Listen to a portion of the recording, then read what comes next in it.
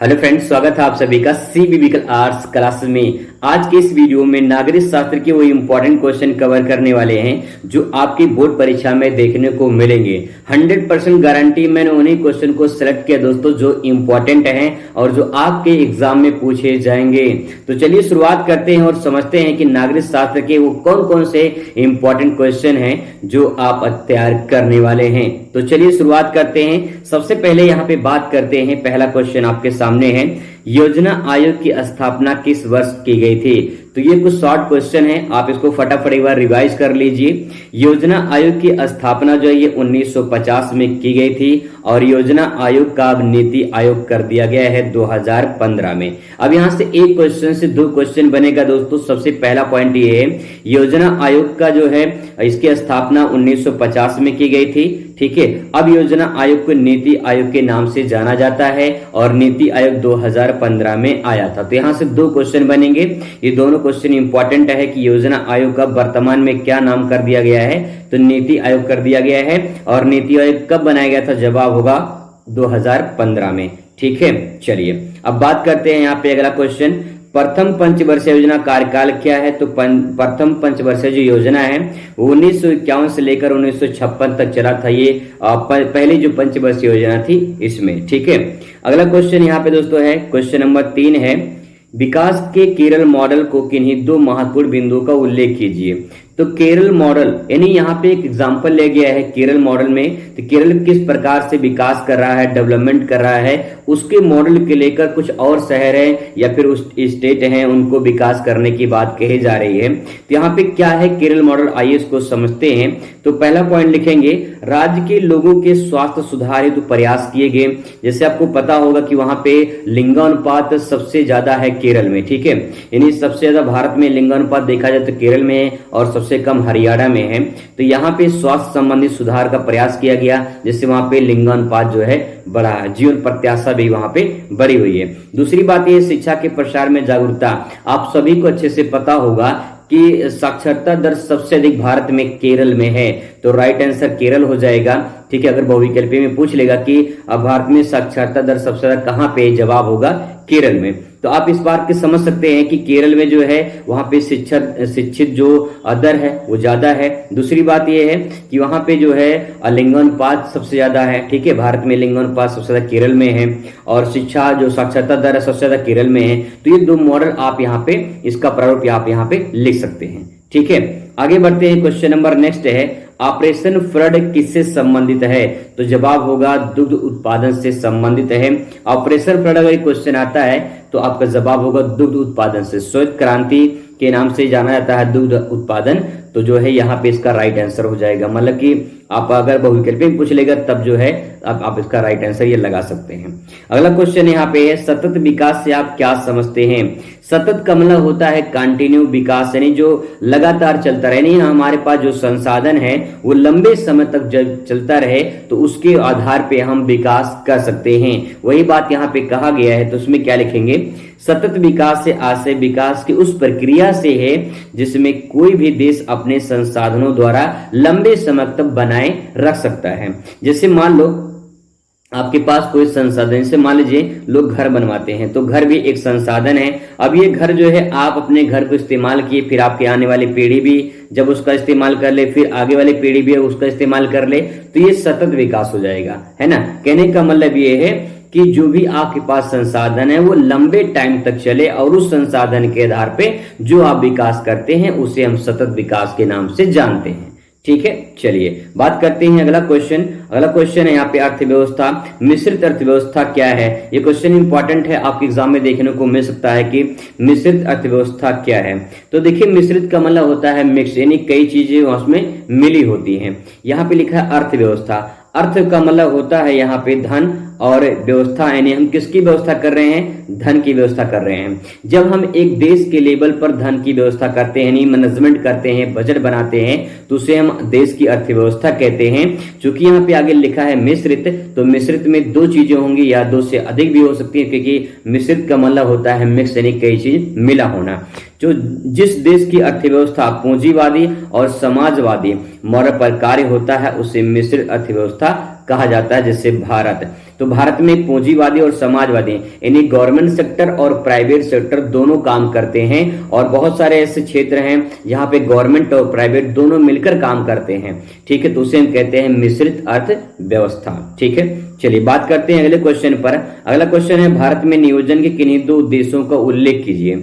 नियोजन का मतलब होता है यहाँ पे, ये यहाँ पे नियोजन रहेगा, ठीक है, यहाँ रहेगा वहां पे नियोजन है। ठीक है, नियोजन का मतलब होता है किसी भी काम को योजनाबद्ध तरीके से करना नियोजन कहलाता है। जैसे एग्जांपल के तौर पे अगर बात करें, आपको बोर्ड परीक्षा देनी है तो बोर्ड परीक्षा के लिए आप पहले एक प्लानिंग बना लीजिए, एक अपना योजना बना लीजिए, कैसे मुझे तैयारी करनी है, कितने घंटे पढ़ने हैं, क्या जो है तैयारी का शेड्यूल होना चाहिए, सब कुछ जो आप योजना बना रहे हैं उसी को नियोजन के नाम से जाना जाता है।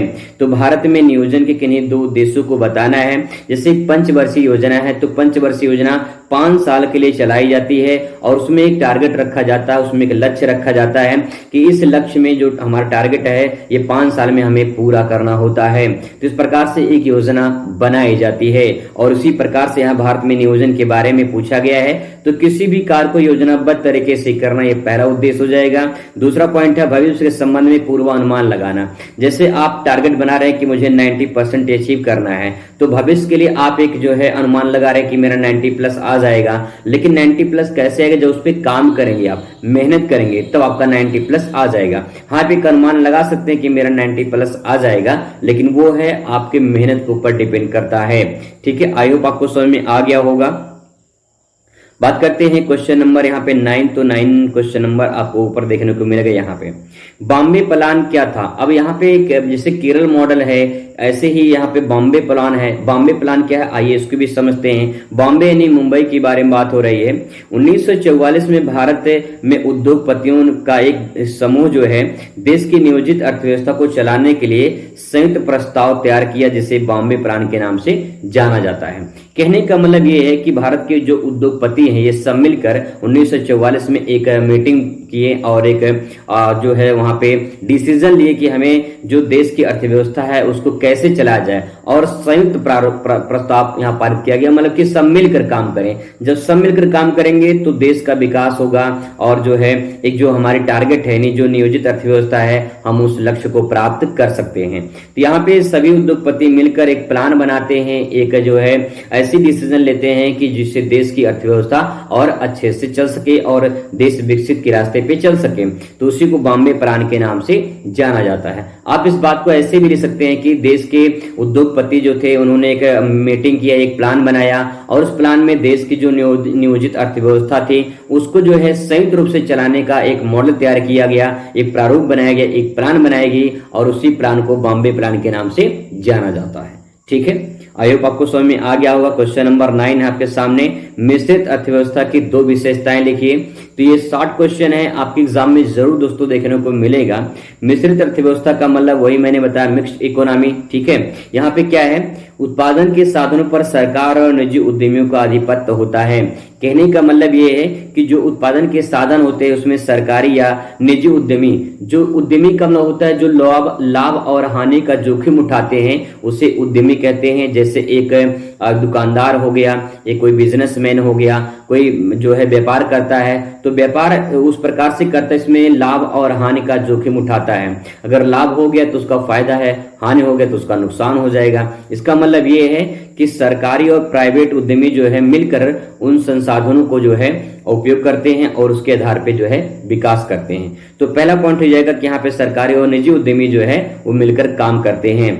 दूसरा पॉइंट हो जाएगा यहाँ पे उत्पादन जनता के कल्याण और लाभ दोनों के उद्देश्य से किया जाता है। यानी देखा जाए तो प्राइवेट सेक्टर में तो नहीं कह सकते हैं, लेकिन जो है सरकारी सेक्टर में देखा जाए तो उसमें जनता के कल्याण के लिए जो है ज्यादातर चीजें जो है की जाती हैं और उनको इस प्रकार से काम करना होता है कि हमें लाभ भी मिले और जनता को फायदा भी हो जाए। इस प्रकार से प्राइवेट सेक्टर में क्या होता है, प्राइवेट सेक्टर में जैसे कि बहुत सारे लोग होते हैं अपने लाभ के लिए ही ज्यादा काम करते हैं। उनको जितना ज्यादा लाभ मिलेगा वो उतना उस पर काम करेंगे। लाभ नहीं मिलेगा, जनता को भला हो रहा है कि नहीं हो रहा है उसको कोई नहीं देखता है। लेकिन ये है कि पैसा मिल रहा है, कमा रहे हैं, अपना चल रहा है। ठीक है, वही चीज यहाँ पे है। आगे है क्वेश्चन नंबर यहाँ पे नेक्स्ट है वामपंथ क्या है। ठीक है, वामपंथ अगर आपके एग्जाम में पूछेगा तो उसमें इसके बारे में क्या लिखेंगे यहाँ पे, वामपंथ से अधिकांशतः उन लोगों की ओर संकेत किया जाता है जो गरीब और पिछड़े सामाजिक समूह के तरफदारी करते हैं और उन्हें लाभ पहुंचाने वाली नीतियों का समर्थन करते हैं। तो सिंपल सी बात यह है कि जो लोग समाज सेवी होते हैं, जो लोग जो है गरीबों का मदद करते हैं, जो पिछड़े लोगों का मदद करते हैं, उन्हीं लोगों को वामपंथ के नाम से जाना जाता है। तो यहाँ पे कह रहा है कि जो वामपंथ के लोग होते हैं, ये ऐसे लोगों को संकेत करता है जो गरीबों और सामाजिक रूप से जो पिछड़े होते हैं उनकी तरफदारी करता है, उनको मदद करता है, उनकी सहायता करता है। ऐसे लोगों को जो है हम वामपंथ के नाम से जानते हैं। ठीक है, आगे बढ़ते हैं। नेक्स्ट क्वेश्चन है मिल्क मैन ऑफ इंडिया के नाम से किसे जाना जाता है, या श्वेत क्रांति के जनक किसे कहा जाता है। तो जवाब होगा वर्गीज कुरियन का। जो है वर्गीज कुरियन को श्वेत क्रांति या मिल्क मैन के नाम से जाना जाता है। और आपको बता दें कि अगर आपसे पूछ ले कि ऑपरेशन फ्लड क्या है, ठीक है, ऑपरेशन फ्लड क्या है, तो आपका जवाब होगा दुग्ध उत्पादन से संबंधित है। यह दूध उत्पादन या श्वेत क्रांति के नाम से उसी को जानते हैं। और वही जो है यहाँ पे वर्गीज कुरियन को बताया गया कि श्वेत क्रांति के जो जनक है वर्गीज कुरियन है। ठीक है, चलिए क्वेश्चन आगे बढ़ाते हैं और यहाँ पे आते हैं क्वेश्चन नंबर जो नेक्स्ट है। यहाँ पे नेक्स्ट क्वेश्चन दोस्तों आपके सामने है। थोड़ा क्वेश्चन आगे पीछे हो गया, उससे दिक्कत नहीं है, बस हमें क्वेश्चन को समझना है। भारत में परमाणु नीति की किन्हीं दो विशेषताओं को बताइए। परमाणु नीति यानी परमाणु पे कैसा काम कर रहा है भारत, किस प्रकार से आगे बढ़ रहा है परमाणु में, परमाणु शक्ति में, तो वहां पे बताना कि परमाणु नीति के क्या उद्देश्य हैं, ये बताना है। तो उसमें लिखेंगे परमाणु तकनीकी का शांतिपूर्ण प्रयोग। यानी जैसे भारत में जो है पोखरण में 1974 में जो है परमाणु बम का परीक्षण किया गया था, ऐसे ही इसमें बताया गया कि जो परमाणु तकनीकी है, अब भारत अगर उसको जो है इस्तेमाल करता है, उसको उपयोग करता है, तो कहने का तात्पर्य कि शांतिपूर्ण ढंग से उसका उपयोग करना चाहिए। क्योंकि अगर कोई भी किसी देश पे अगर मान लो कि अगर बम फूट जाता है, परमाणु बम, तो भाई दिक्कत ही आती है, विश्व युद्ध होने का खतरा होता है। ठीक है, तो इसमें पॉइंट हो जाएगा कि शांतिपूर्ण ढंग से उसका उपयोग करना होता है। अगला है विश्व के परमाणु हथियारों खतरे से जो है मुक्त करना होता है। यानी बहुत सारे ऐसे देश जो परमाणु बम बना चुके हैं, तो कहने का मतलब ये है कि विश्व के ऐसे परमाणु हथियार हैं उनको खतरे से मुक्त करना है। अगर आप जैसे जिस देश से लड़ने जा रहे हैं उसके पास बहुत सारे परमाणु बम है, आपके पास परमाणु बम नहीं है, इसका मतलब ये कि वो जो है वो जीत सकता है। यानी आपके पास हथियार है और जो सामने वाला है उसके पास हथियार नहीं है, तो आप जीत सकते हैं। अगर सामने वाले के पास हथियार है और आपके पास हथियार नहीं है और युद्ध हो जाएगा, तो जीतने का चांस किसके पास रहेगा, जिसके पास हथियार होंगे। वही चीज यहाँ पे कहा गया है। ठीक है, चलिए आगे बढ़ते हैं। क्वेश्चन नंबर नेक्स्ट दोस्तों देखते हैं, भारत के लिए गुटनिरपेक्षता की नीति क्यों आवश्यक है, दो कारण बताइए। गुटनिरपेक्षता की नीति क्यों आवश्यक है, इसके बारे में बताना है। तो देखिए, गुटनिरपेक्षता का मतलब पहले समझते हैं कि गुटनिरपेक्षता का मतलब क्या होता है। गुटनिरपेक्षता का मतलब ये होता है कि एक देश दूसरे देश में एक तरह से अच्छे रिश्ते बने। ठीक है, एक दोस्त से दूसरे दोस्त से अपना रिश्ता जो है वो अच्छा से बना रहे। हाँ, अब यहाँ पे दोस्तों आप देख सकते हैं कि सभी देशों से मैत्रीपूर्ण संबंध रखने की दृष्टि से जो है गुटनिरपेक्षता को संकेत करता है। जैसे भारत पाकिस्तान, भारत चाइना हमेशा विवाद होते रहते हैं, तो ऐसे में यहाँ पे मैत्री संबंध जो है पूर्ण होना चाहिए, मित्रता का व्यवहार होना चाहिए, दुश्मनी का व्यवहार नहीं होना चाहिए। लेकिन और लोग इसे पाकिस्तान चाइना नहीं समझते हैं वो सब। आगे है अपनी संस्कृति, अपने स्वतंत्र नीति बनाए रखने के लिए, यानी जो गुटनिरपेक्ष है वो जैसे दो लोग लड़ रहे हैं तो दोनों लोग का समर्थन ना करके जो सही है उस पर काम किया जाए, वो गुटनिरपेक्षता का उद्देश्य होता है। ठीक है, तो यहाँ पे ये है कि अपने स्वतंत्र नीति को बनाए रखना, ये गुटनिरपेक्षता का उद्देश्य हो जाएगा, यह कारण हो जाएगा। ठीक है, बात करते हैं क्वेश्चन नंबर अगले का। तो अगला है पंचशील के दो सिद्धांत बताइए। पंचशील समझौता हुआ था और पंचशील समझौते में ये दो सिद्धांत हैं। पहला सिद्धांत ये है समानता एवं पारस्परिक लाभ होना चाहिए। जैसे कि एक देश है दूसरे देश में समझौता हुआ है, तो इस देश को इससे लाभ होना चाहिए और इस देश को इससे लाभ होना चाहिए। तो यहाँ कहा गया है कि समानता होना चाहिए, यानी एक देश से दूसरे देश में समानता होनी चाहिए। दूसरा, एक दूसरे से परस्पर लाभ भी होना चाहिए। अगला है शांतिपूर्ण सहअस्तित्व स्थापित करना, यानी एक देश दूसरे देश में जो है सहअस्तित्व साथ साथ रहेंगे और अपना शांतिपूर्ण ढंग से काम किया जाएगा। कोई भी बॉर्डर पर कोई भी लड़ाई झगड़े नहीं होंगे, उसी को हम कह सकते हैं कि शांतिपूर्ण सहअस्तित्व के बारे में कह सकते हैं। क्वेश्चन नंबर अगला है आपके सामने, भारत की विदेशी नीति के किन्हीं दो मूल सिद्धांतों को उल्लेख कीजिए। सबसे इंपॉर्टेंट क्वेश्चन दोस्तों मैं आपके सामने लेकर आया हूं, सभी क्वेश्चनों को एक बार आप रिवाइज जरूर कर लीजिए। कह रहा है कि भारत की विदेशी नीति के किन्हीं दो मूल सिद्धांत कौन कौन से हैं। तो सिद्धांत में देखिए, पहला सिद्धांत यह है विश्व शांति और बंधुत्व की भावना। विश्व नीति की बात हो रही है, यानी विश्व में बहुत सारे देश हैं, उन देशों में जो है विश्व शांति यानी शांति की भावना होना चाहिए, बंधुत्व यानी भाई भाई की भावना होना चाहिए, लड़ाई झगड़ा नहीं होना चाहिए, ऐसी जो है विदेशी नीति सिद्धांत है। अगला है सभी देशों के साथ मित्रपूर्ण जो है मैत्रीपूर्ण संबंध बनाए रखना, यानी मित्रता का व्यवहार रखना है, दुश्मनी का व्यवहार को त्याग कर मित्रता का जो है हाथ बढ़ाना है, यही विदेशी नीति का सिद्धांत है। ठीक है। और अति लघु क्वेश्चन है, भारत में प्रथम आम चुनाव किस वर्ष हुए थे। तो भारत में जो प्रथम आम चुनाव हुआ था, शुरुआत हुआ था, वो हुआ था 1952 में। ठीक है, देखिए 1952 में हुआ था प्रथम आम चुनाव, 1947 में देश आजाद हुआ, 1950 में संविधान लागू हुआ और उसके 2 साल बाद जो है यहाँ पे 1952 में प्रथम आम चुनाव हुए थे। तो इस प्रकार से आप इसे आसानी से तैयार कर सकते हैं। अगला क्वेश्चन है यहाँ पे, क्वेश्चन नंबर दूसरा है, डॉक्टर बी आर अम्बेडकर ने किस पार्टी की स्थापना की थी। तो doctor B are Ambedkar ji ने किस पार्टी की स्थापना की थी। तो जवाब होगा पहला है इंडिपेंडेंट लेबर पार्टी, दूसरा है शेड्यूल कास्ट फेडरेशन। ये दो पार्टी के नाम हैं जो है इन्होंने स्थापना की थी। क्वेश्चन नंबर अगला देखते हैं। अगला क्वेश्चन है, भारतीय जनसंघ की स्थापना कब हुई थी और इसके संस्थापक या फिर अध्यक्ष कौन थे। तो यहाँ पे देखा जाए 1951 में जो है भारतीय जनसंघ की स्थापना हुई थी और इसके संस्थापक श्यामा प्रसाद मुखर्जी जो है ये संस्थापक हैं और 1951 में जो है इसकी स्थापना हुई थी। ठीक है। क्वेश्चन नंबर नेक्स्ट है, बहुत ही मोस्ट इंपॉर्टेंट है, गरीबी हटाओ का नारा किसने दिया है। तो गरीबी हटाओ का नारा जो है आप इंदिरा गांधी की तस्वीर जो है अपने दिमाग में बैठा लीजिए और उनको याद करने की कोशिश करिए। गरीबी हटाओ का नारा इंदिरा गांधी जी ने दिया था। अगला क्वेश्चन है दोस्तों यहाँ पे राजग का पूरा नाम क्या है। तो राजग का पूरा नाम है यहाँ पे राष्ट्रीय जनतांत्रिक गठबंधन। राजग का पूरा नाम राष्ट्रीय जनतांत्रिक गठबंधन है, जो 1 नंबर में आपसे पूछ सकता है। चैप्टर वाइज क्वेश्चन यहाँ पे कवर करने वाले हैं दोस्तों। तो यहाँ पे तीसरा चैप्टर आ चुका है, योजना आयोग की स्थापना किस वर्ष की गई थी। तो योजना आयोग की स्थापना 1950 में की गई थी और योजना आयोग का जो अध्यक्ष होता है वो प्रधानमंत्री होते हैं। और अब जो है योजना आयोग को नीति आयोग कर दिया गया है। कब किया गया है, 2015 में। अब यहाँ से 3 क्वेश्चन बनेंगे। पहला क्वेश्चन, योजना आयोग की स्थापना कब की गई थी, 1950 में। दूसरा क्वेश्चन, योजना आयोग को अब किस नाम से जाना जाता है। तो नीति आयोग को, नीति आयोग कब बनाया गया, 2015 में। इस प्रकार से 3-4 क्वेश्चन यहाँ से बन सकते हैं, तीनों इंपॉर्टेंट हैं, मतलब अलग तरीके से आपसे पूछा जा सकता है। इसके बाद दोस्तों बात करते हैं यहाँ पे क्वेश्चन नंबर नेक्स्ट है, प्रथम पंचवर्षीय योजना का कार्यकाल क्या था। 5 वर्ष के लिए चलाई जाने वाली योजना पंचवर्षीय योजना कहलाती है। तो पंचवर्षीय योजना की शुरुआत कब की गई थी या पहली पंचवर्षीय योजना कौन सी थी।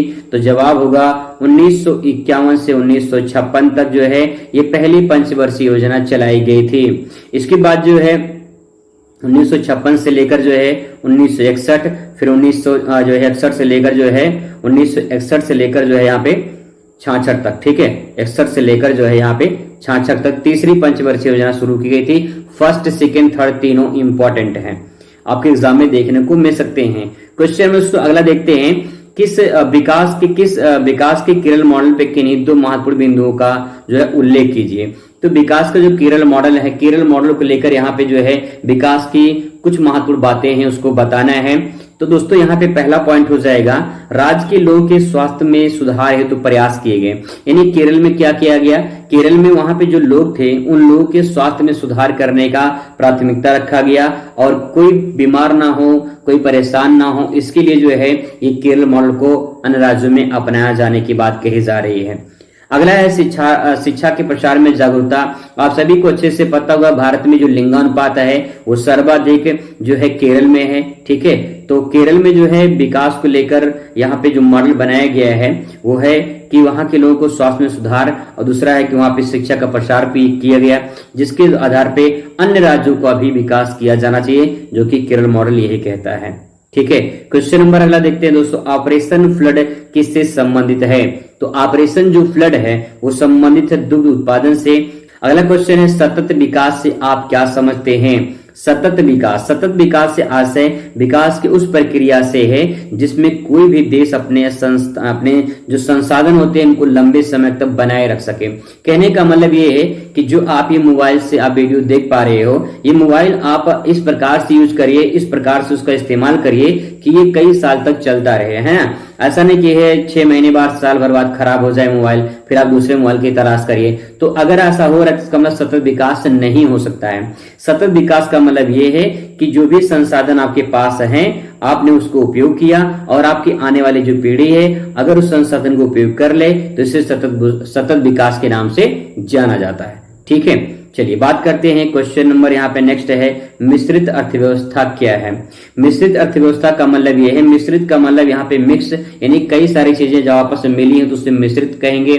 और अर्थव्यवस्था यानी हम देश के लेवल पे धन की व्यवस्था करते हैं, जो बजट होता है वो सब मिश्र अर्थव्यवस्था के नाम से जाना जाता है। तो इसमें क्या लिखेंगे? मिश्रित का मतलब नाम से स्पष्ट है, तो यहाँ पे दो क्षेत्र हैं, एक तो पूंजीवाद है, दूसरा समाजवाद है। इन दोनों के मिश्रित रूप को ही जो है मिश्रित अर्थव्यवस्था कहा जाता है। और इसमें देखिए जो ये मॉडल बनाया गया है इसी को मिश्र अर्थव्यवस्था के नाम से जाना जाता है। इसमें पूंजीवादी और समाजवादी दोनों होते हैं। जैसे भारत एक देश है, भारत में जो है मिश्रित अर्थव्यवस्था में पूंजीवादी समाजवादी दोनों देखने को मिलते हैं। ठीक है, क्वेश्चन नंबर अगला देखते हैं। क्वेश्चन नंबर 7 यहाँ पे है, भारत में नियोजन के लिए 2 उद्देश्यों को लिखिए। तो भारत में जो नियोजन है उसके 2 उद्देश्य बताना है। नियोजन का मतलब होता है किसी भी काम को योजनाबद्ध तरीके से करना। ठीक है, यहाँ पे निजी योजन लिखा, यहाँ पे नियोजन है, निजी नियोजन है। ठीक है, इसका आंसर लिखेंगे किसी भी कार्य को योजनाबद्ध तरीके से करना नियोजन कहलाता है। तो इसका उद्देश्य हो जाएगा कि किसी भी काम को जो है योजनाबद्ध तरीके से किया जाए। दूसरा पॉइंट ये है भविष्य के संबंध में पूर्वानुमान लगाया जाए, तो इसे नियोजन कहते हैं। जैसे मान लो कि जो है आप बोर्ड परीक्षा देने वाले हैं, तो भविष्य में अपने आप में एक ऐसा जो है आप अनुमान लगाइए कि आपको कितना परसेंट आ सकता है। जैसे आपकी परसेंटेज आएगी और उसी हिसाब से जो है आप अपना सोच सकते हैं, समझ सकते हैं। लेकिन परसेंटेज से पहले डिपेंड ये करता है कि आपकी कितनी तैयारी हो चुकी है और उसी के आधार पे जो है आप अपना भविष्य का अनुमान लगा सकते हैं। तो ये जो है आप यहाँ पे 2 पॉइंट लिख सकते हैं। क्वेश्चन नंबर अगला है बॉम्बे प्लान से आप क्या समझते हैं? तो बॉम्बे प्लान की बात करें तो देखिए यहाँ पे 1944 में भारत के उद्योगपतियों का एक समूह देश की नियोजित अर्थव्यवस्थाओं को चलाने के लिए एक संयुक्त प्रस्ताव तैयार किया, जिसे बॉम्बे प्लान के नाम से जाना जाता है। कहने का मतलब ये है कि जो भारत के उद्योगपति थे इन्होंने एक समूह बनाया, एक गुट बनाया और उस गुट के माध्यम से जो है एक नियोजित अर्थव्यवस्था बनाने की बात कही गई। ठीक है, उसमें कहा गया कि जो भी हमारे अर्थव्यवस्था रहेगी देश की वो एक प्लानिंग के अनुसार रहेगा, प्लानिंग बनाकर ही किया जाएगा। ठीक है, अगला है मिश्रित अर्थव्यवस्था के 2 विशेषताएं लिखिए। मिश्रित अर्थव्यवस्था का मतलब ये होता है जिसमें कई सारे क्षेत्र आपस में मिले होते हैं, जैसे सरकारी और निजी क्षेत्र जो है जब आपस में मिले होते हैं तो उसे हम मिश्र अर्थव्यवस्था के नाम से जानते हैं। अगला है लिखेंगे उत्पादन जनता के कल्याण और लाभ के दोनों उद्देश्यों से किया जाता है। जो भी उत्पादन होता है उस उत्पादन का जो है उद्देश्य होता है कि जनता के कल्याण हो और उनको ज्यादा ज्यादा लाभ प्राप्त हो सके। ठीक है, चलिए बात करते हैं अगले क्वेश्चन पर। अगला क्वेश्चन है वामपंथ क्या है? तो वामपंथ की दोस्तों अगर बात करें तो वामपंथ समझने की कोशिश करते हैं। वामपंथ से अधिकांशतः उन लोगों की ओर संकेत दिया जाता है जो गरीब और पिछड़े समाजी समूह की तरफदारी करते हैं। कहने का मतलब ये है कि अगर आप गरीबों को मदद करते हैं, पिछड़ों की सहायता करते हैं, तो आप समझ जाइए कि उसी को क्या कहते हैं? वामपंथ कहते हैं। और ये लाभ पहुंचाने वाली जो नीति का होता है उसी का समर्थन करते हैं। तो कहने का मतलब ये है कि वामपंथ का मतलब ये है कि जो गरीब हैं, जो आर्थिक रूप से कमजोर हैं, जो पिछड़े वर्ग के लोग हैं, उनको सहायता प्रदान करना ये वामपंथ के अंतर्गत आता है। ठीक है, चलिए बात करते हैं अगला क्वेश्चन की। तो अगला क्वेश्चन यहाँ पे मिल्क मैन ऑफ इंडिया के नाम से किसे जाना जाता है? तो जवाब होगा यहाँ पे वर्गीज कुरियन को। इसी सवाल को अथवा करके पूछ सकता है कि श्वेत क्रांति के जनक कौन है? तो श्वेत क्रांति के जनक जो है वर्गीज कुरियन है। ये दोनों पॉइंट इंपॉर्टेंट दोस्तों, आप इसे जरूर तैयार कर लें। अगले चैप्टर का अगला इंपॉर्टेंट क्वेश्चन दोस्तों आपके सामने, कब और किन देशों के बीच पंसेज समझौता हस्ताक्षरित हुआ था?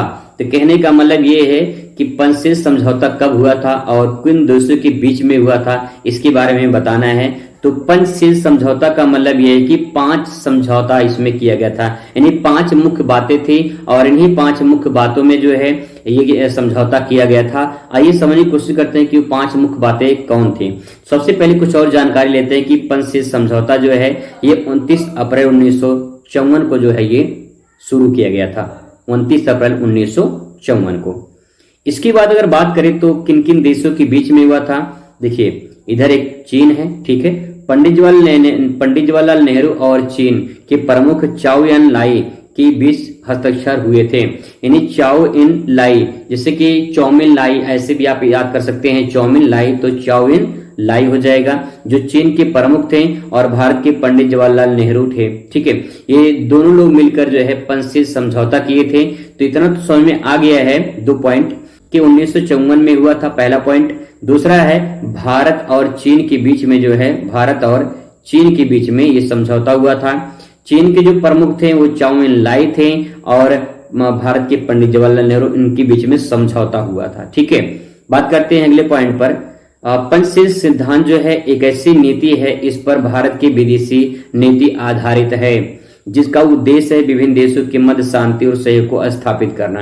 यानी पंचशील जो समझौता है इसका मुख्य उद्देश्य क्या है कि एक देश से दूसरे देश में शांति स्थापित हो, सहयोग स्थापित हो, जो भी आयात निर्यात हो आसानी से आयात निर्यात होता रहे। तो इन सब बातों को यहाँ पे ध्यान रखा गया है। और इसके बाद जो है पंचशील की शुरुआत जो है ये पंडित जवाहरलाल नेहरू के द्वारा की गई थी। क्वेश्चन नंबर अगला देखते हैं, शिमला समझौता कब और किसके मध्य हुआ था। तो शिमला समझौता 1972 में हुआ था। भारत के प्रधानमंत्री और पाकिस्तान के प्रधानमंत्री जो है इनके बीच में शिमला समझौता हुआ था। चाहे शिमला समझौता पूछे या फिर आपका जो है या आपसे पूछ ले जो है क्वेश्चन नंबर पंचशील समझौता, ठीक है। शिमला समझौता और पंचशील समझौता दोनों इंपॉर्टेंट है, आपके पेपर में देखने को मिल सकता है। क्वेश्चन नंबर अगला देखते हैं, शेख मुजीबुर रहमान का दल का क्या नाम था। तो बांग्लादेश की अवामी लीग, बांग्लादेशी अवामी लीग शेख मुजीबुर रहमान की जो है ये पार्टी का नाम था, ठीक है। क्वेश्चन नंबर अगला देखते हैं। क्वेश्चन नंबर नेक्स्ट है, नेहरू की विदेशी नीति के निहित उद्देश्यों को लिखिए। तो विदेशी नीति में कौन कौन से 2 उद्देश्य थे इनको बताना है। तो क्षेत्रीय जो अखंडता को बनाए रखना और तीव्र गति से आर्थिक विकास करना, यानी जो क्षेत्र अलग अलग, जैसे कि भारत पाकिस्तान का जब बंटवारा हुआ, कोई और राज्य अलग ना हो जाए भारत से, कोई और रजवाड़ी शासन अलग ना हो जाए, इसके लिए क्षेत्रीय अखंडता को बनाए रखना सबसे बड़ा चुनौती था यहाँ पे। अगला है कठिन संघर्ष से प्राप्त संप्रभुता की विचार रखना, यानी कहने का मतलब ये है कि कठिन संघर्ष करने के बाद जो है देश को आजादी को बचाने में हम लोग सक्षम रख सकें। तो कहने का मतलब ये है कि यहाँ पे जो पॉइंट है आप इसे आसानी से तैयार कर सकते हैं। क्वेश्चन दोस्तों नेक्स्ट यहाँ पे है, भारत की परमाणु नीति की निहित 2 विशेषताओं को लिखे। तो परमाणु की 2 नीति है, एक परमाणु तकनीक की शांतिपूर्ण प्रयोग करना है और दूसरा है विश्व को परमाणु हथियारों के खतरे से बताना है। यानी कोई भी देश परमाणु जो है अटैक वो नहीं कर सकता है, उसके लिए जो है उसके यूएनओ से यानी संयुक्त राष्ट्र संघ से परमिशन लेना पड़ेगा। तो यहाँ पे जो है उससे खतरे से बचाना इसका मुख्य सिद्धांत है, ठीक है। क्वेश्चन नंबर अगला है दोस्तों यहाँ पे, भारत के लिए गुटनिरपेक्षता की नीति क्यों आवश्यक है, 2 कारण बताइए। तो गुटनिरपेक्षता की नीति क्यों आवश्यक ये समझना है। सभी देशों से मैत्रीपूर्ण संबंध बनाए रखने की दृष्टि से जो है ये काम किया गया था, ठीक है। अगला है अपनी स्वतंत्रता नीति को बनाए रखने के लिए गुटनिरपेक्षता का जो है ये कदम उठाया गया, ठीक है। क्वेश्चन नंबर नेक्स्ट है, पंचशील समझौता, पंचशील सिद्धांत के 2 सिद्धांत, मतलब पंचशील समझौता के 2 सिद्धांत बताना है। तो समानता और पारस्परिक लाभाव ये इसके उद्देश्य हो जाएगा। शांतिपूर्ण और सह अस्तित्व जो है इसका उद्देश्य हो जाएगा, ठीक है। अगला है क्वेश्चन यहाँ पे, क्वेश्चन नंबर लास्ट यहाँ पे है 8वां क्वेश्चन, भारत की विदेशी नीति के निहित 2 मूल सिद्धांतों का उल्लेख कीजिए। तो विश्व शांति और बंधुत्व की भावना, सभी देशों के साथ मैत्रीपूर्ण संबंध बनाए। लॉन्ग क्वेश्चन, तो लॉन्ग क्वेश्चन तैयार करने से कई सारे फायदे होते हैं, जैसे कि आपका पहले तो बहुविकल्पीय सवाल तैयार हो जाएगा, फिर इसके बाद जो आपका अति लघु ये तैयार हो जाएगा, लघु उत्तरीय जो प्रश्न है ये आपका तैयार हो जाएगा, और जो लॉन्ग क्वेश्चन है दीर्घ उत्तरीय ये आपका तैयार हो जाएगा। यानी एक क्वेश्चन तैयार करने से 4 टाइप के सवाल आपके यहाँ पे तैयार हो जाएंगे। आप एक लॉन्ग क्वेश्चन जो है आप पढ़ लीजिए, उससे कई सारे क्वेश्चन आपके तैयार हो जाएंगे। मतलब एक लॉन्ग क्वेश्चन तैयार करेंगे तो कम से कम 5 क्वेश्चन आपका तैयार हो जाएगा। सार्क पर संक्षिप्त टिप्पणी लिखिए, ऐसा सवाल देखने को मिलेगा। या फिर पूछेगा सार्क या दक्षेस का उद्देश्य क्या है, ये सवाल देखने को मिलेगा। तो देखिए सिंपल सी बात यह है कि कोई भी अगर संगठन स्थापित होता है तो उसका उद्देश्य क्या होता है, उसका मेन चीज वही होता है, ठीक है। तो उद्देश्य पे हम लोग फोकस करेंगे, लेकिन सार्क क्या है पहले ये समझ लेते हैं। कहीं सार्क मछली की बात तो हो रही है? नहीं, सार्क मछली की बात नहीं हो रही भैया, यहाँ पे बात करते हैं हम लोग सार्क का। तो देखिए इसका आंसर लिखेंगे, सबसे पहले आप हेडिंग डालेंगे सार्क, ठीक है। इसको इंग्लिश में जो है SAARC के नाम से जानते हैं। इसका पूरा नाम पहले देख लेते हैं। तो पूरा नाम है इसका, S हो जाएगा साउथ, A से हो जाएगा एशियन, और दूसरे A से हो जाएगा एसोसिएशन फॉर रीजनल कॉर्पोरेशन, ठीक है। यानी इसका पूरा नाम हिंदी में हो जाएगा दक्षिणी एशियाई क्षेत्रीय सहयोग संगठन। अब दोस्तों 1 नंबर आपका यहाँ पे तैयार हो गया। अगर दक्षेस का सार का पूरा नाम पूछ लेगा तो आप लिखेंगे, चाहे हिंदी में लिख दीजिए, अगर आपको इंग्लिश में आ रहा है south Asian association for regional corporation, अगर आपको इंग्लिश में आ रहा है तो लिख दीजिए, नहीं तो हिंदी में लिखिए दक्षिणी एशियाई क्षेत्रीय सहयोग संगठन, ठीक है। अब दोस्तों बात करते हैं इसकी स्थापना की। तो इसकी स्थापना दिसंबर 1985 में हुई थी। यहां से भी 1 नंबर का सवाल बन जाएगा कि सार्क की स्थापना कब हुई थी। तो आप इसको ध्यान रखिएगा, आपसे पूछा जा सकता है कि सार्क की स्थापना कब हुई थी। इसके बाद दोस्तों सबसे मोस्ट इंपॉर्टेंट पॉइंट कि इसका मुख्यालय कहां पे है। तो नेपाल की राजधानी काठमांडू है, और काठमांडू में जो है इसका मुख्यालय है सार्क का। बात करते हैं वहीं देश में, तो देश कितने हैं? 8 देश इसमें हैं, और जो 8वां देश है वो अफगानिस्तान है। ये भी इंपॉर्टेंट है, आपसे पूछ लेगा अफगानिस्तान या फिर 8वां देश कौन सा है, कब शामिल हुआ। तो जवाब होगा यहाँ पे अफगानिस्तान यहाँ पे जो है शामिल हुआ 2007 में, ठीक है। इसके बाद दोस्तों बात करते हैं, यहाँ पे देखिए मैपिंग के माध्यम से मैं आपको समझा दे रहा हूं ताकि जो है आप अच्छे से इसको प्रेजेंट कर पाए। अगर पेपर में लॉन्ग क्वेश्चन आपका ये पूछ लिया, ठीक है, तो आप छोटा सा डायग्राम जो मैपिंग है आप बना देंगे, तो इसी मैपिंग में ही आपको एग्जामिनर 1 नंबर दे देगा, क्योंकि आपने पूरा का पूरा जो दक्षेस है यानी सार्क है वो पूरा मैपिंग के माध्यम से समझा दिया है। तो 1 नंबर आपको यहाँ पे आराम से मिल जाएगा। देखिए यहाँ पे ये पाकिस्तान हो गया, इसके बगल में यहाँ पे अफगानिस्तान हो गया, और ये भारत यहाँ पे है ही है, ठीक है। इसके बगल में यहाँ पे नेपाल, और ये भूटान, इधर बांग्लादेश। नीचे जो है आपको यहाँ पे 2 देश देखने को मिलेंगे जो जलीय देश है, एक श्रीलंका है, दूसरा मालदीव है, ठीक है। तो कुल मिलाकर ये 8 देश हैं जो सार्क में शामिल हैं। मैपिंग दोस्तों जरूर करिएगा ताकि जो है आपको पूरा नंबर वहां पे मिल जाए। अब बात करते हैं यहाँ पे सार्क का उद्देश्य क्या है। जब कोई भी संगठन बनता है तो उसका कुछ न कुछ उद्देश्य होता है, और उन उद्देश्यों को मैं बहुत आसान शब्दों में आपको बताने वाला हूं। सबसे पहले दोस्तों बात करते हैं, मैंने यहाँ पे 6 पॉइंट लिखे हैं, और इस 6 पॉइंट को आप आराम से पहले से एक साथ नोट कर लीजिए, या तो डायग्राम बना लीजिए। आप इस प्रकार से कोई एक डायग्राम भी इसका बना सकते हैं, ठीक है, ताकि जो है आपको वहां पे कोई दिक्कत बाद में ना हो। 6 पॉइंट डायग्राम बना सकते हैं, और इसके बाद जो है यहाँ पे आप लिखेंगे। अब देखिए सिंपल सी बात यह कि इसके अंतर्गत क्या लिखेंगे। जब कोई एग्जामिनर चेक करता है कॉपी तो सबसे मेन पॉइंट उसका हेडिंग होता है। जो आप हेडिंग लिखे हैं वो हेडिंग पहले चेक करता है एग्जामिनर, इसके बाद जो है आप उसमें क्या लिखे हैं वो थोड़ा सा 2 लाइन पढ़ेगा, फिर उसके बाद चेक हो जाती है। अब सवाल है कि इसमें सही तरीके से क्या लिखा जाए। देखिए सबसे पहली बात यह होती है कि जो भी देश इसमें शामिल होते हैं वो देश में समाज के लोग रहते हैं, ठीक है। कौन रहते हैं? समाज के लोग रहते हैं। तो समाज की जो मूलभूत आवश्यकताएं होती है उनको पूरा करना होता है। तो इस पॉइंट में जो सामाजिक उद्देश्य है उसमें हम क्या लिखेंगे? तो यहाँ पे लिखेंगे किसी भी देश में जो सामाजिक लोग होते हैं उन समाज की आवश्यकताओं को पूरा करने के लिए एक देश दूसरे देश से जुड़े होते हैं, और जो भी संसाधन है उनका उपयोग करते हैं। इस प्रकार से इसमें आप 2-4 लाइन अपना आराम से बना के भी लिख सकते हैं अगर आपको नहीं आ रहा है तो, ठीक है। इसके बाद तो यहाँ पे देखिए आर्थिक उद्देश्य लिखा हुआ है। आर्थिक उद्देश्य में यहाँ पे इसका मतलब ये धन की बात हो रही है। देखिए सिंपल सी बात ये है, जो हमारे देश में या किसी भी देश में जो समाज के लोग रहते हैं, यानी जो लोग रहते हैं वो समाज में रहते हैं और उनकी कुछ मूलभूत आवश्यकताएं होती हैं, उनको आवश्यकताओं को पूरा करना होता है। इसीलिए एक देश दूसरे देश पर डिपेंड होते हैं, क्योंकि सभी संसाधन एक देश में नहीं मिलते हैं। इसीलिए हर देश एक दूसरे देश से कुछ ना कुछ आयात निर्यात करते रहते हैं, जिससे उनके जो लोग होते हैं, समाज के जो लोग होते हैं, उनकी आवश्यकताओं की पूर्ति होती रहती है। तो उसी प्रकार से दोस्तों यहाँ पे यानी अर्थ में यहाँ पे आर्थिक जो शब्द है, इसमें ध्यान से देखिए तो अर्थ छुपा हुआ है, और अर्थ का मतलब होता है धन। यानी अगर पैसा होगा तो मानव विकास करेगा। सिंपल सी बात यह है, आज के डेट में पैसे की बोलबाला है भैया। अगर पैसा होगा तो सब कुछ होगा, पैसा नहीं होगा तो कुछ भी नहीं होगा। इसलिए दोस्तों, अगर कोई भी इंसान ये सोचता है कि मेरे पास पैसा ना हो तो मेरी जीवन यापन हो जाएगी, नहीं, ऐसा नहीं है। आज की डेट में आपके पास आपकी आवश्यकताओं को पूर्ति करने के लिए धन होना चाहिए, यानी पूंजी होनी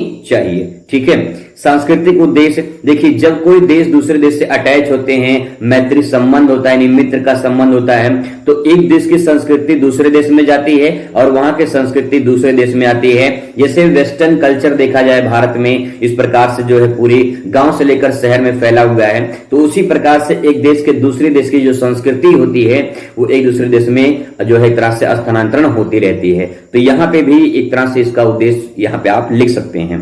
राजनीतिक उद्देश्य की दोस्तों अगर बात करें तो राजनीतिक उद्देश्य में आप क्या लिख सकते हैं। देखिए सिंपल सी बात ये है, जैसे मान लो यहाँ पे मान लेते हैं कोई एक देश ये है, कोई एक देश ये है। ठीक है। यहाँ पे जो भी एक राजनेता दूसरे राजनेता से जब संबंध स्थापित करते हैं, तो इसका मतलब ये है कि इनके नेता और इनके नेता जब आपस में मिलते हैं तो मैत्रीपूर्ण संबंध होता है, और जब मैत्रीपूर्ण संबंध होगा तो वो देश दूसरे देश का मदद करेगा। अगर दुश्मन होंगे तो मदद नहीं करेंगे। जैसे एग्जांपल के तौर पे देखा जाए भारत पाकिस्तान, भारत चीन, है ना।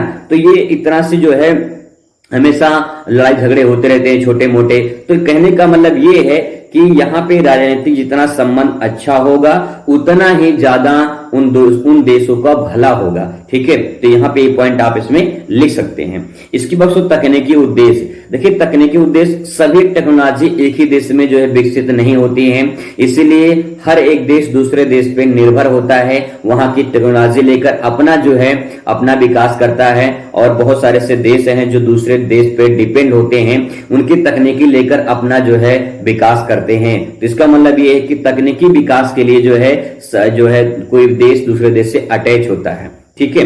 इसके बाद तो पर्यावरण संबंधी, देखिए सिंपल सी बात यह है कि कोई एक देश अकेला पर्यावरण प्रदूषण नहीं करता है, बहुत सारे देश होते हैं, उनमें सभी देशों की भागीदारी होती है।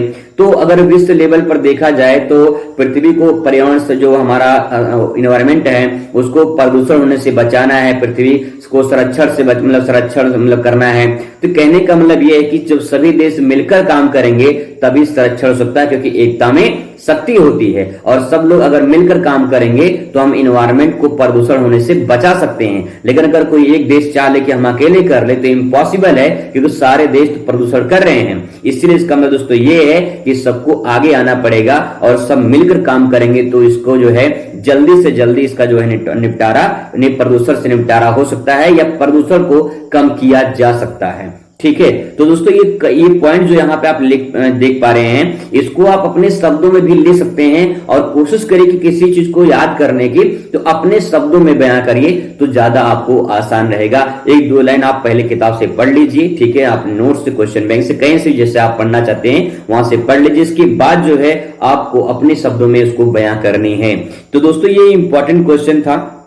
देखिए मैंने यहाँ पे एक छोटा सा डायग्राम और बनाया है, आप इस डायग्राम को ऐसे भी देख सकते हैं, बहुत ही इंपॉर्टेंट है। और चाहे आप इस डायग्राम को ऐसे लिखिए, चाहे आप जो है ऐसे लिखिए, आपके ऊपर डिपेंड करता है कि कैसे आप उसे प्रेजेंट करते हैं। ठीक है दोस्तों, यहाँ पे जो मैंने बताया वही चीज यहाँ पे भी लिखा है मैंने, और इसे आप आराम से प्रेजेंट कर सकते हैं। डायग्राम बनाने से कई सारे फायदे होते हैं। दोस्तों को बता दियो मैंने क्वेश्चन सेलेक्ट किया है, वो पिछले कई सालों में पूछे जा रहे हैं। तो 25 इंपॉर्टेंट क्वेश्चन 2025 बोर्ड परीक्षा के लिए, यहां से क्वेश्चन दो आपके पेपर में जरूर देखने को मिलेंगे। तो चलिए फटाफट एक बार रिवीजन कर लेते हैं और साथ में मैं आपको याद भी करवा दूंगा, तो आप उसकी चिंता मत करिएगा। तो दोस्तों सबसे पहले बात करते हैं यहाँ पे 25 इंपॉर्टेंट क्वेश्चन में। पहला क्वेश्चन आपके सामने यहाँ पे, सोवियत संघ का विघटन कब हुआ था? 2020 में, 2022 में प्रश्न पूछा गया था।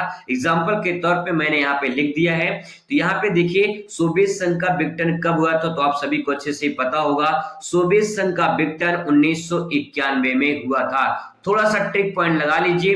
तो देखिए 99 लिखेंगे, 99 आगे एक पीछे एक लगा देंगे भैया, काम हो जाएगा। ठीक है, आगे एक लगा देंगे, पीछे एक लगा देंगे, आपका काम हो जाएगा। बस 99 याद रखेंगे, 99 आगे एक पीछे काम हो जाएगा। 1991 में इसका जो है विघटन हुआ था। ठीक है, थोड़ा सा इसके बारे में यहाँ पे समझने की कोशिश करते हैं ताकि हमें पूरा नंबर मिल जाए। पूरा नंबर कैसे लेकर आना है आप वो यहाँ पे दे सकते हैं। सबसे पहले लिखेंगे यहाँ पे, सोवियत संघ के बड़े गणराज्य जैसे रूस, यूक्रेन, बेलारूस के द्वारा सोवियत संघ की समाप्ति की घोषणा के साथ सोवियत संघ का अंत हो गया। ये पॉइंट ऐड कर देंगे, एग्जामिनर चेक करेगा, 2 नंबर दे देगा, क्योंकि अति लघु उत्तरीय प्रश्न 2 नंबर का पूछा जाता है।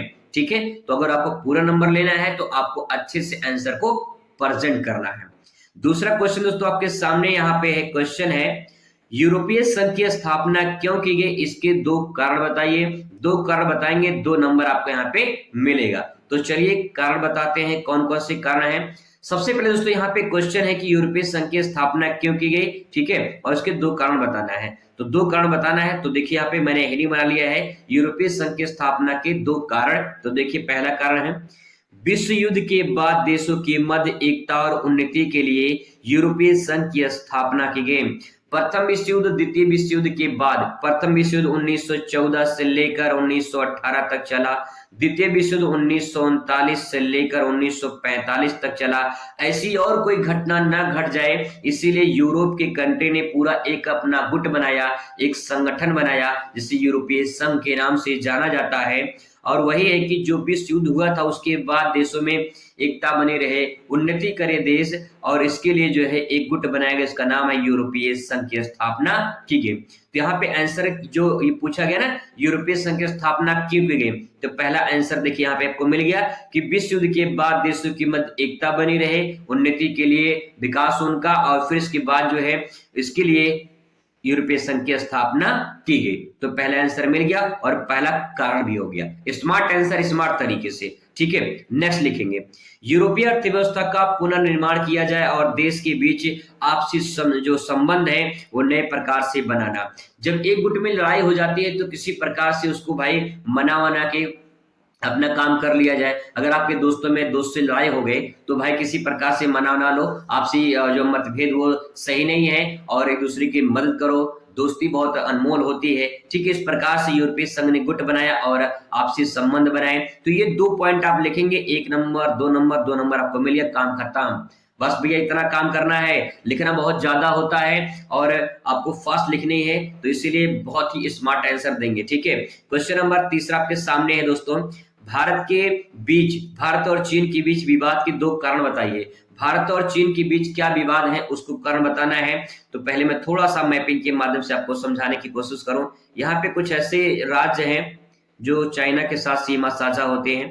ठीक है, तो आप यहाँ पे देख पाएंगे इस प्रकार से, यहाँ पे है चीन साम्राज्य। ठीक है, तो ये जो है लद्दाख वाला रीजन जो है, ये लद्दाख वाला रीजन, फिर इधर जो है आपका हिमाचल, ये उत्तराखंड, इधर सिक्किम और इधर अरुणाचल प्रदेश। ठीक है, तो लद्दाख हो गया, हिमाचल प्रदेश और उत्तराखंड, सिक्किम, अरुणाचल प्रदेश, ये जो है 5 राज्य यानी केंद्र शासित प्रदेश 1 और 4 राज्य सीमा साझा करते हैं चाइना के साथ में। तो जो ये सीमा विवाद है यहाँ पे देख पाएंगे, ये अरुणाचल प्रदेश को लेकर, लद्दाख को लेकर अक्साई चीन को क्षेत्र का हमेशा विवाद बना रहता है। तो यहाँ पे जो है मैपिंग के माध्यम से भी समझ सकते हैं। तो दूसरा पॉइंट है, पाकिस्तान की जो परमाणु हथियार कार्यक्रम है ये चीन के द्वारा सहायता किया जाता है, जिससे ये भी एक तरह से पाकिस्तान को मदद मिलती है और पाकिस्तान भारत में जो है इधर से हस्तक्षेप करता रहता है, तो ये विवाद का कारण माना जाता है। तो 2 विवाद लिखना है, 2 पॉइंट आप ले सकते हैं, 2 नंबर आपको यहाँ पे मिल जाएगा। ठीक है, नेक्स्ट क्वेश्चन दोस्तों आपके सामने बात करते हैं। क्वेश्चन नंबर आगे आ चुका है। नेक्स्ट क्वेश्चन है यहाँ पे कि दक्षिण एशिया में शामिल किन्हीं दो देशों का नाम बताइए। तो दक्षिण एशिया में शामिल दो देशों का नाम बताना है। तो सबसे पहले यहाँ बात करें, से भारत है तो भारत तो हो जाएगा।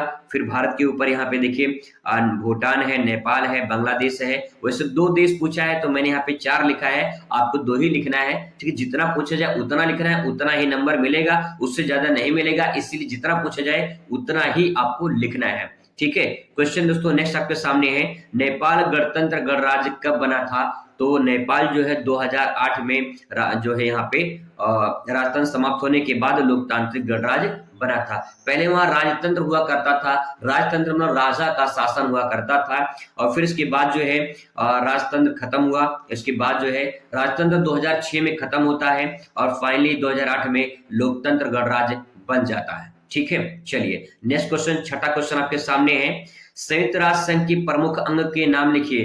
तो जो संयुक्त राष्ट्र संघ है इसके प्रमुख अंग कौन से हैं? तो देखिए इसमें हेडिंग डालेंगे संयुक्त राष्ट्र संघ के प्रमुख अंग और लिखेंगे, पहला है यहाँ पे महासभा, सुरक्षा परिषद, अंतरराष्ट्रीय न्यायालय, आर्थिक सामाजिक परिषद, सचिवालय। ठीक है, इसको थोड़ा सा ट्रिक पॉइंट से याद करने की कोशिश करते हैं, आपको आसानी से याद आए, क्योंकि मैंने आपको वादा किया है मैं आपको याद कराऊंगा। तो देखिए महासभा, महासभा का मतलब महसूस करिए कि एक सभा बैठी हुई है। ठीक है, एक सभा बैठी हुई है, और सभा नहीं बल्कि महासभा है। ठीक है, और महासभा मतलब बहुत सारे लोग इकट्ठा बैठे हुए हैं, मीटिंग कर रहे हैं। महसूस करिए कि बहुत सभी लोग इकट्ठा बैठे हुए हैं और उसमें जो है मीटिंग हो रही है। मीटिंग किस बात के लिए? सुरक्षा को लेकर। किस बात की हो रही है? सुरक्षा को लेकर। तो एक महासभा यानी एक सभा बैठक हो रही है, और उस सभा में जो है सुरक्षा को लेकर बात हो रही है, और सुरक्षा अंतरराष्ट्रीय होना चाहिए भैया। कैसा होना चाहिए? अंतरराष्ट्रीय होना चाहिए। ठीक है, अंतरराष्ट्रीय होगा तो सारे देश एक दूसरे को मदद करेंगे, कोई लड़ाई झगड़ा नहीं होगा, प्रथम विश्व द्वितीय विश्व जैसी घटनाएं नहीं घटेंगी। तो क्या होगा? आर्थिक जो है यहाँ पे आर्थिक और सामाजिक विकास होगा। ठीक है, चौथा पॉइंट हो जाएगा क्या होगा? जब लड़ाई झगड़ा नहीं होगा तो सबका विकास होगा, सबका आर्थिक सामाजिक विकास होगा। ठीक है, और फिर इसके बाद जो है सब लोग काम करेंगे और सचिवालय में जाकर अपना काम करेंगे। जैसा जिसका काम रहेगा उसका उस वैसे प्राइज वगैरह मिलेगी। इस प्रकार से महसूस कर सकते हैं। तो यहाँ पे ध्यान रखेंगे दोस्तों, पहला पॉइंट ये है कि पहले महासभा होगी, और महासभा की बैठक में हम बात करेंगे कि उसको सुरक्षा को लेकर सुरक्षा परिषद हो जाएगा। दूसरा हम बात करेंगे अंतरराष्ट्रीय न्यायालय ने जो भी फैसला होगा वो अंतरराष्ट्रीय न्यायालय में होगा। और फिर इसके बाद यहाँ पे लिखा है कि आर्थिक और सामाजिक जो है सबको मदद मिलेगा, और फिर जब सबको मदद मिलेगा तो भाई सब सचिवालय में काम करेंगे, सब लोग अच्छे से काम करेंगे। तो इस प्रकार से ट्रिक के माध्यम से आप इसे लर्न कर सकते हैं। बाकी रट्टा मारने के लिए तो पढ़ाई है, आप रट सकते हैं। दोस्तों ध्यान रखिएगा, रट कर आप याद कर सकते हैं कुछ पल के लिए, लेकिन समझ जाएंगे तो लॉन्ग टाइम के लिए आप याद कर पाएंगे, समझ पाएंगे, क्योंकि आगे अगर आपको पढ़ना है तो आपको भविष्य में काम देगा ये सब। ठीक है, नेक्स्ट क्वेश्चन है, वैश्विक स्तर पर फैलने वाली 2 महामारियों का नाम बताइए। तो एड्स एक महामारी है, और कोरोना आप जानते हैं एक महामारी है। चाइना से निकलकर पूरी दुनिया में फैल गया था। जब कोई एक बीमारी होती है, ठीक है, जब कोई एक बीमारी होती है तो उसे हम कोई क्षेत्र में होती है तो उसे हम बीमारी कहते हैं, लेकिन जब वो बड़े स्तर में फैल जाती है, कई देशों में फैल जाती है, तो उसे महामारी कहते हैं। क्योंकि महा मतलब बहुत लोगों को मारी है, कौन? वो बीमारी महामारी इसलिए कहा जाता है। ठीक है, कोरोना, तो कोरोना और एड्स एक महामारी है। 2 नंबर मिल जाएगा, काम लोहा है भैया। आगे देखिए नेक्स्ट क्वेश्चन, पृथ्वी सम्मेलन कहाँ और किस लिए आयोजित किया गया था? तो किस लिए आयोजित किया गया था भाई? किस लिए? अभी कहाँ लिए? तो देखिए आगे बात करते हैं यहाँ पे, पृथ्वी सम्मेलन कब हुआ था? 1992 में। कब?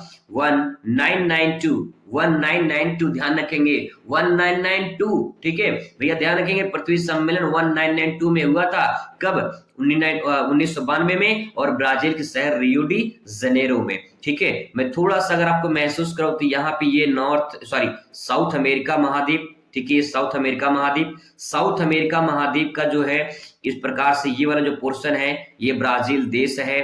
ठीक है, ये ब्राजील देश है, और ब्राजील का एक शहर है यहाँ समुद्र के तट पर, इसका नाम है रियो डी जेनेरो। ठीक है, रियो डी जेनेरो इसका पूरा नाम हो गया, मतलब ये नाम हो गया। और ये एक बंदरगाह भी है। आपके भूगोल में ये पूछ सकता है कि दक्षिण अमेरिका की एक बंदरगाह बताइए, तो रियो डी जेनेरो आप लिख सकते हैं। भूगोल में भी एक क्वेश्चन पूछा जा सकता है। ठीक है। तो रियो डी जेनेरो इसका ब्राजील में हुआ था और पर्यावरण संरक्षण पर आधारित सम्मेलन था। तो भैया 1 नंबर 2 नंबर काम खत्म, बस और कुछ नहीं करना है, ठीक है। चलिए नेक्स्ट क्वेश्चन बात करते हैं। यहाँ पे अगला क्वेश्चन आपके सामने यहाँ पे है, सतत विकास से आप क्या समझते हैं। अगर दोस्तों सतत विकास की बात करें तो यहाँ पे देखिए, इसके अंतर्गत वर्तमान की आवश्यकताओं को पूर्ति करते हुए भावी पीढ़ियों, भावी मतलब भविष्य की पीढ़ियों के लिए सुरक्षित रखना सतत पोषणीय विकास कहलाता है या सतत विकास कहलाता है। मैं एक एग्जांपल के माध्यम से हम समझाऊं तो मान लीजिए एक पेड़ है, ठीक है, एक पेड़ है मान लेते हैं। अब क्या हो रहा है कि मान लेते हैं कि आपकी ये वर्तमान की पीढ़ी है, ठीक है, वर्तमान की आपकी पीढ़ी है। आप इस पेड़ का क्या कर रहे हैं, उपयोग कर रहे हैं। उपयोग करने का मतलब इसके फल का उपयोग कर रहे हैं, ऑक्सीजन ले रहे हैं, छांव ले रहे हैं, बहुत सारी आवश्यकताओं की पूर्ति हो रही है इस पेड़ से, ठीक है। अब क्या होगा कि आपकी आने वाली पीढ़ी होगी भविष्य में, ठीक है, आपकी आने वाली पीढ़ी होगी भविष्य में। अगर इस पेड़ का भविष्य वाली पीढ़ी उपयोग कर ले तो इसी प्रक्रिया को सतत विकास कहा जाएगा, क्योंकि सतत मतलब होता है कंटिन्यूटी बना रहे। विकास तब होगा जो हमारे पास रिसोर्स है, ये आने वाली पीढ़ी के पास भी जब बचा रहेगा तब इसे सतत विकास के नाम से जाना जाता है, ठीक है। सिंपल वर्ड में आप समझ गए होंगे। चलिए क्वेश्चन नंबर नेक्स्ट देखते हैं, साझी संपदा से आप क्या समझते हैं। तो साझी संपदा क्या, भाई सिंपल सी बात ये है, मान लो एक मैदान है, एक तालाब है, ये कोई ऐसा स्थान है जो सरकारी हो, जिसके सबका साझा हो, किसी एक का मालिक ना हो कोई, उस पे सबका साझा हो, तो ऐसी संपदा या ऐसी संसाधन साझा संपदा या साझा संसाधन कहलाती है। परिभाषा देखेंगे उससे पहले यहाँ पे हेडिंग डालेंगे साझी संपदा, लिखेंगे साझी संपदा या संसाधन से तात्पर्य ऐसे संसाधन से है जिस पर किसी व्यक्ति का नहीं बल्कि पूरे समुदाय का, पूरे समाज का अधिकार होता है, उसे कहते हैं साझी संपदा। जैसे मैदान होता है, तालाब होता है, खलियान होता है और सामुदायिक स्वास्थ्य केंद्र होता है, बहुत सारी चीजें होती हैं जिसपे पूरे समाज का हक होता है, तो उसे हम कहते हैं साझी संपदा, यानी पूरे समाज के लोग उसका उपयोग कर सकते हैं, ठीक है। चलिए आई होप दोस्तों आपको समझ में आ रहा होगा। क्वेश्चन नंबर अगला बात करते हैं, वैश्वीकरण की अवधारणा को स्पष्ट कीजिए। क्वेश्चन है वैश्वीकरण की अवधारणा की, अवधारणा मतलब विचार, थॉट। क्या है वैश्वीकरण, ग्लोबलाइजेशन क्या है, आइए समझते हैं वैश्वीकरण क्या है। देखिए मैं अगर आपको सिंपल भाषा में समझाऊं तो जैसे मान लीजिए चीन है, ठीक है, चीन है, ये चीन जो सामान बेचता है ना भैया, वो एक ही देश में नहीं बेचता है, कई सारे देशों में बेचता है, ये बात ध्यान रखिएगा। मान लेते हैं यहाँ पे कोई देश का नाम लेते हैं ABC ऐसे लिख देते हैं, ठीक है। अब यहाँ पे देखिए चीन क्या करता है, अपना सामान ए देश में बेच रहा है, B में बेच रहा है, C में बेच रहा है, D में बेच रहा है। तो चीन कर क्या रहा है भाई, चीन कर रहा है अपने सामान को दूसरे देश में बेचना, यानी दूसरे तीसरे चौथे पांचवें देश में ऐसे बेचना। तो ये क्या कर रहा है, वैश्वीकरण कर रहा है, अपने सामान को दूसरे देशों में बेचना या अपने अर्थव्यवस्था को दूसरे अर्थव्यवस्था के साथ जोड़ना, क्या कहलाता है, वैश्वीकरण के नाम से जाना जाता है, ठीक है। ये वैश्वीकरण क्या होता है तो एक बार में और समझते हैं। वैश्वीकरण क्या है, एक प्रक्रिया है, एज अ प्रोसेस, एक प्रक्रिया है जिसमें विश्व स्तर पर सामाजिक, आर्थिक, राजनीतिक और सांस्कृतिक रूप से एक दूसरे से जुड़े होते हैं, एक दूसरे का प्रभाव पड़ता है, उसे कहते हैं वैश्वीकरण, ठीक है। अगर आपको एक लाइन में समझना तो आप इतना समझ जाइए कि अपनी कोई संस्कृति, अपनी कोई आर्थिक मतलब वस्तु और सेवा, अपनी कोई राजनीतिक स्थिति किसी दूसरे के साथ जो है, दूसरे देश के साथ मिल जाए, जुड़ जाए, तो उसे वैश्वीकरण के नाम से जाना जाता है, ठीक है। चलिए नेक्स्ट क्वेश्चन दोस्तों आप बात करते हैं, क्वेश्चन नंबर 12, वैश्वीकरण के नहीं दो दुष्परिणामों का उल्लेख कीजिए। इसके दुष्परिणाम भी है भाई, हर इंसान की एक अच्छाइयां बुराइयां होती है, तो वैश्वीकरण के कुछ दुष्परिणाम है, पूछे जा सकते हैं, ध्यान से समझ लीजिए। पहला है एकाधिकारवादी, ठीक है, दूसरा है परस्पर निर्भरता। एकाधिकारवादी का मतलब होता है एक अधिकार होता है, जैसे मान लो कि बहुत सारे लोग एक दूसरे पर निर्भर होते हैं, तो जिस पर निर्भर हो गए उसका वो अधिकार हो जाए, भाई ये मेरे अधिकार क्षेत्र में आता है, मैं ही बिजनेस करूंगा, ठीक है। तो कहने का मतलब ये है एकाधिकार हो जाता है। परस्पर निर्भरता, बहुत सारे देश हैं जो अर्धविकसित हैं, जो विकासशील हैं, वो उस देश से अटैच हो जाते हैं जो देश सक्षम होते हैं और उसी पर निर्भर हो जाते हैं, ठीक है। बहुत सारे देश हैं जो चाइना पर निर्भर है, छोटे छोटे देश चाइना पर निर्भर हैं और उसी के आधार पे चलते हैं, तो ये पारस्परिक निर्भरता जो है वैश्वीकरण हो जाएगा, क्योंकि जिस दिन अगर वो मतलब की अर्थव्यवस्था उसका खराब होगा, उस दिन उन देशों की अर्थव्यवस्था खराब हो जाएगी जो चाइना पर निर्भर है, ठीक है। इस प्रकार से समझ सकते हैं। चलिए क्वेश्चन नंबर नेक्स्ट दोस्तों आपके सामने है, महात्मा गांधी की हत्या कब और किसने की थी? तो महात्मा गांधी की हत्या 30 जनवरी 1948 को नाथूराम गोडसे ने की थी। ठीक है, ये तो आपको पता होगा।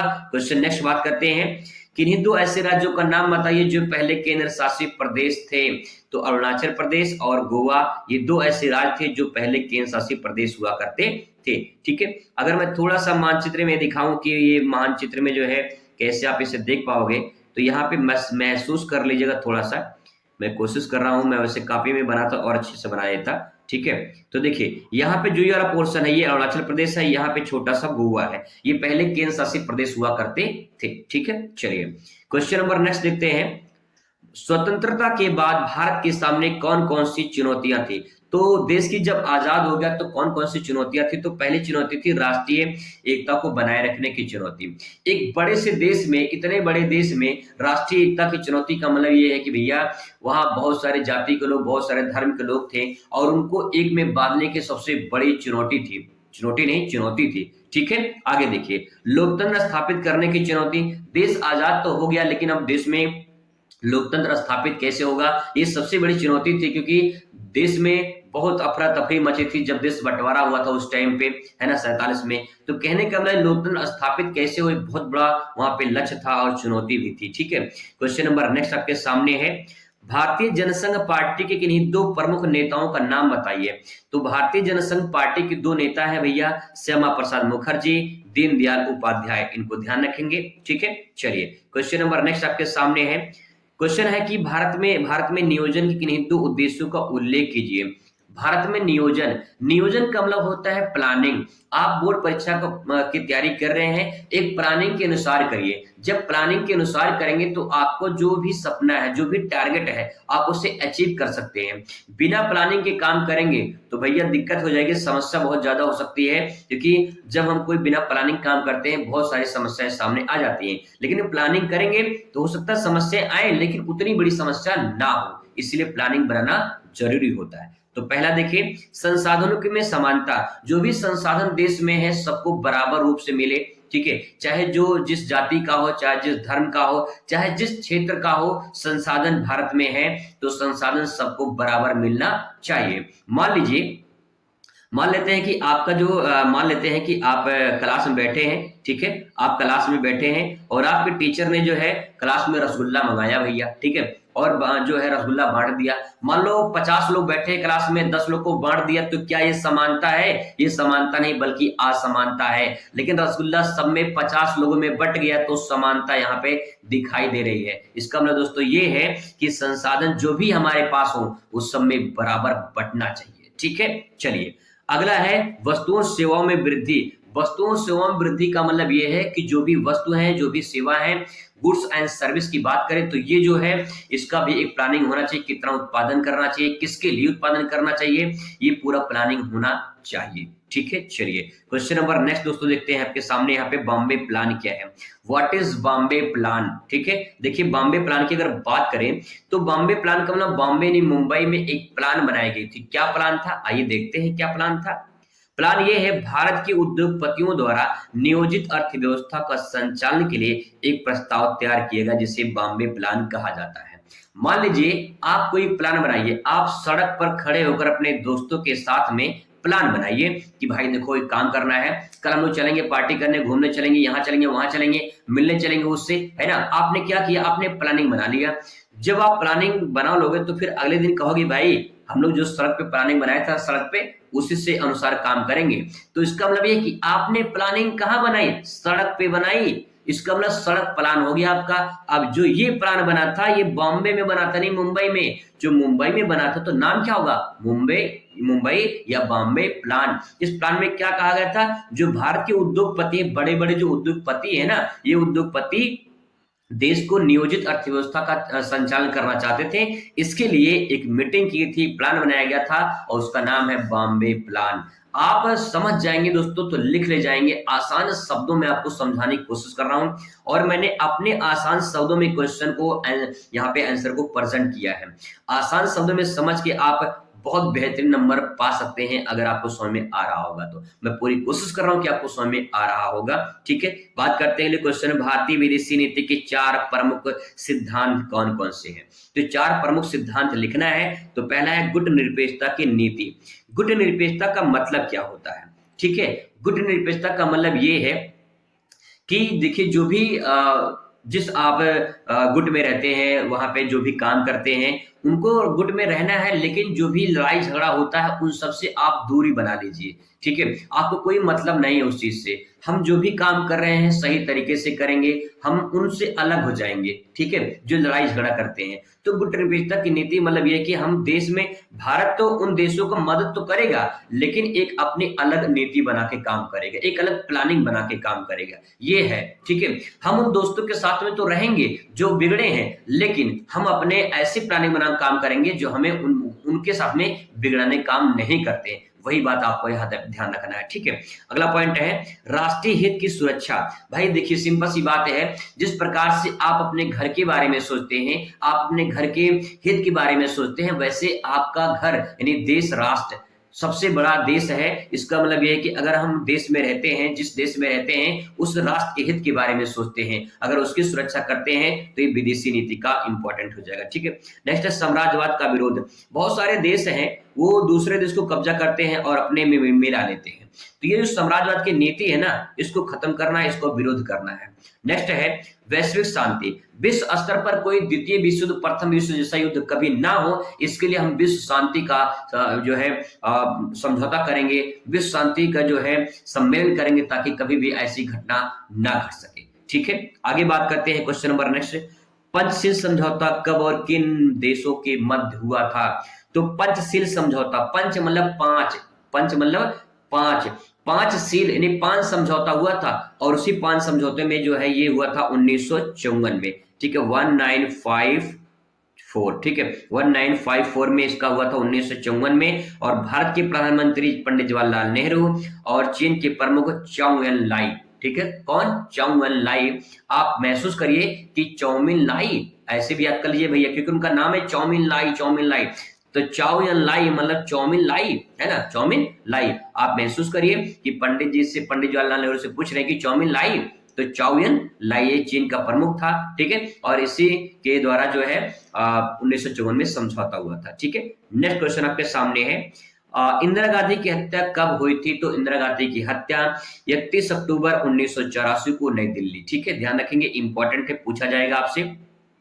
नेक्स्ट है आपातकाल की घोषणा कब और किसके द्वारा की गई थी? तो आपातकाल की जो घोषणा है ये 25 जून 1975 को की गई थी, और जिस टाइम पे की गई थी उस टाइम पे देश की प्रधानमंत्री इंदिरा गांधी थी, और इनके कहने पर राष्ट्रपति फखरुद्दीन अली अहमद के द्वारा आपातकाल की घोषणा की गई थी। ठीक है, चलिए क्वेश्चन नंबर नेक्स्ट आपके सामने दोस्तों है, वर्ष 1975 में राष्ट्रीय आपातकाल की घोषणा के 2 कारण बताइए। क्या कारण थे कि आपातकाल लगानी पड़ी? इमरजेंसी क्यों लगा? क्या कारण थे? तो देखिए, पहला कारण, देश में अशांति उत्पन्न हो गई थी। अशांति का मतलब भैया, चारों तरफ अफरा तफरी, लोग धरना कर रहे थे, जो गैर कांग्रेसी नेता थे धरना कर रहे थे, हड़ताल कर रहे थे, तालाबंदी हो रही थी। तो इस सब जो है अशांति था, और इस अशांति को शांति में बदलने के लिए इमरजेंसी आपातकाल की घोषणा की गई, पहला कारण। दूसरा कारण देखिए, सरकार और न्यायपालिका के बीच मतभेद।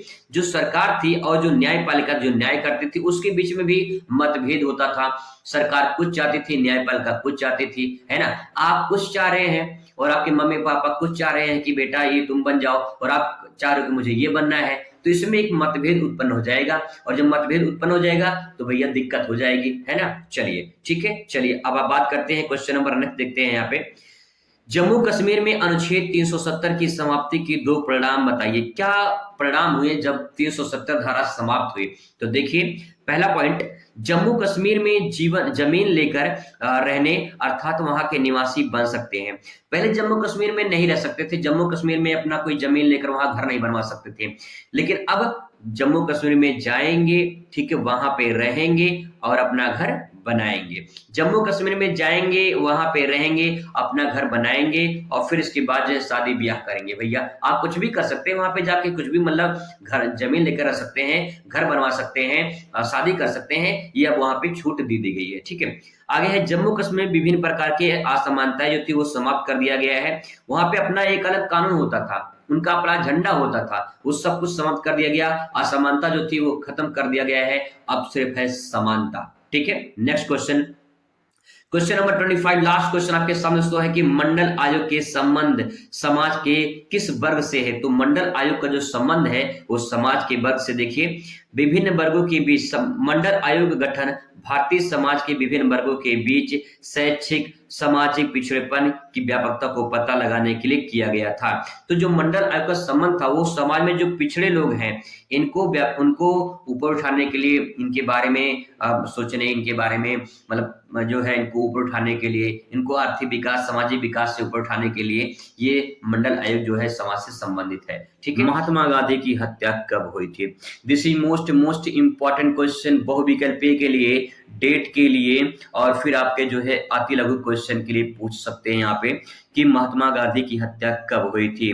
तो आप सभी को पता होगा 30 जनवरी 1948 को नाथूराम गोडसे ने गोली मारकर हत्या कर दी थी और मरते वक्त गांधी जी ने ये शब्द बोला था, हे राम का। ठीक है, ये शब्द बोलते वो दुनिया से जो है चले गए। तो ये जो सेंटेंस है आप लिख सकते हैं और जो है ये डेट आपको पता होना चाहिए, 30 जनवरी 1948 को गांधी जी की हत्या हुई थी। चलिए बात करते हैं अगले क्वेश्चन पर। This is most important question, राज्य पुनर्गठन नियम कब पारित हुआ था, या फिर कह सकते हैं इसकी स्थापना कब हुई थी?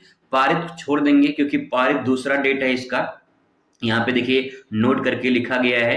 ये राज्य पुनर्गठन आयोग का जो स्थापना हुआ था वो 1956 में हुआ था। ठीक है, और ये आयोग जब पारित हुआ था तो 1953 में पारित हुआ था।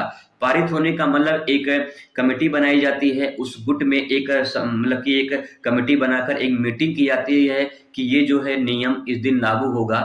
तो पहले वो नियम बनाया जाता है। 1953 में राज्य पुनर्गठन आयोग आया था, पहले कमीशन बनाया गया, आयोग आया और फिर उस आयोग ने 1956 में राज्य पुनर्गठन की स्थापना कर दी। एग्जाम्पल से समझते हैं दोस्तों, अगर बाप ही नहीं रहेगा तो बेटा कहाँ से होगा? तो वही बात यहाँ पे है कि जब बाप आएगा तभी बेटा आएगा। इसका मतलब ये है कि जब पहले आयोग आएगा तभी आयोग की स्थापना होगी। ठीक है, तो पहले कमीशन आएगा, कमीशन की मीटिंग होगी, फिर इसके बाद जो है उसकी स्थापना की जाएगी कि जो है राज्य पुनर्गठन अब लागू होना चाहिए। स्थापना का मतलब लागू हो गया, अब इसकी शुरुआत हो चुकी है। तो दोनों में कंफ्यूजन नहीं होना चाहिए। पारित कब हुआ था? 53 में। आया कब था? 56 में। ठीक है, चलिए नेक्स्ट बात करते हैं। अगला क्वेश्चन आपके सामने है, गोवा स्वतंत्र राष्ट्र कब बना था? तो 1987 में गोवा स्वतंत्र राष्ट्र बना था। ये इंपॉर्टेंट है, ध्यान रखेंगे, गोवा स्वतंत्र राष्ट्र 1987 में बना। इसके बाद तो बात करते हैं अगले क्वेश्चन पर, बांग्लादेश का निर्माण कब हुआ?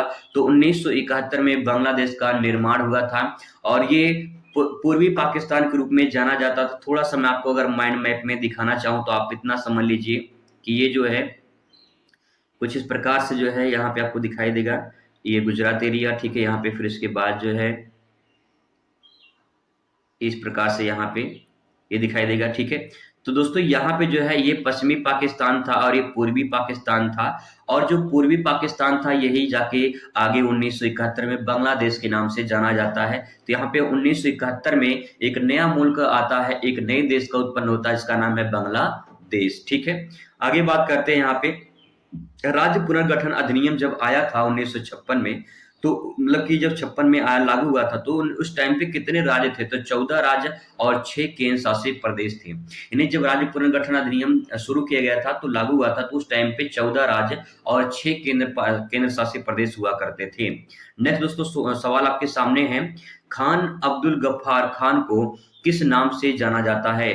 तो सीमांत गांधी के नाम से खान अब्दुल गफ्फार को जाना जाता है। किस नाम से? सीमांत गांधी के नाम से जाना जाता है। अगला क्वेश्चन दोस्तों आपके सामने यहाँ पे है, राष्ट्र निर्माण से आप क्या समझते हैं? राष्ट्र निर्माण की बात हो रही है। अब यहाँ पे क्वेश्चन समझने की बात है। सबसे पहले थोड़ा सा इसका राष्ट्र के बारे में समझते हैं, इसके बाद मैं आपको अर्थ समझाऊंगा कि कैसे आप इसका आंसर अपने शब्दों में भी बयां कर सकते हैं। तो सबसे पहले देखिए, राष्ट्र शब्द जो है ये अंग्रेजी शब्द से लिया गया है और जिसका अर्थ होता है नेशन, और उसी का हिंदी रूपांतरण है राष्ट्र। ठीक है, आगे है जो नेशन शब्द है अंग्रेजी, ये लैटिन भाषा के नेशियो शब्द से बना है। तीन शब्द यहाँ पे है, ध्यान रखिएगा। जो नेशन है ये अंग्रेजी शब्द है और नेशन का हिंदी जो शब्द है उसका मतलब होता है राष्ट्र। लेकिन जो नेशन शब्द जो अंग्रेजी शब्द कहाँ से आया, जवाब होगा लैटिन भाषा के, और उसका नाम है नेशियो। इस नेशियो का अर्थ होता है जाति, धर्म या फिर जो है जन्म कह सकते हैं।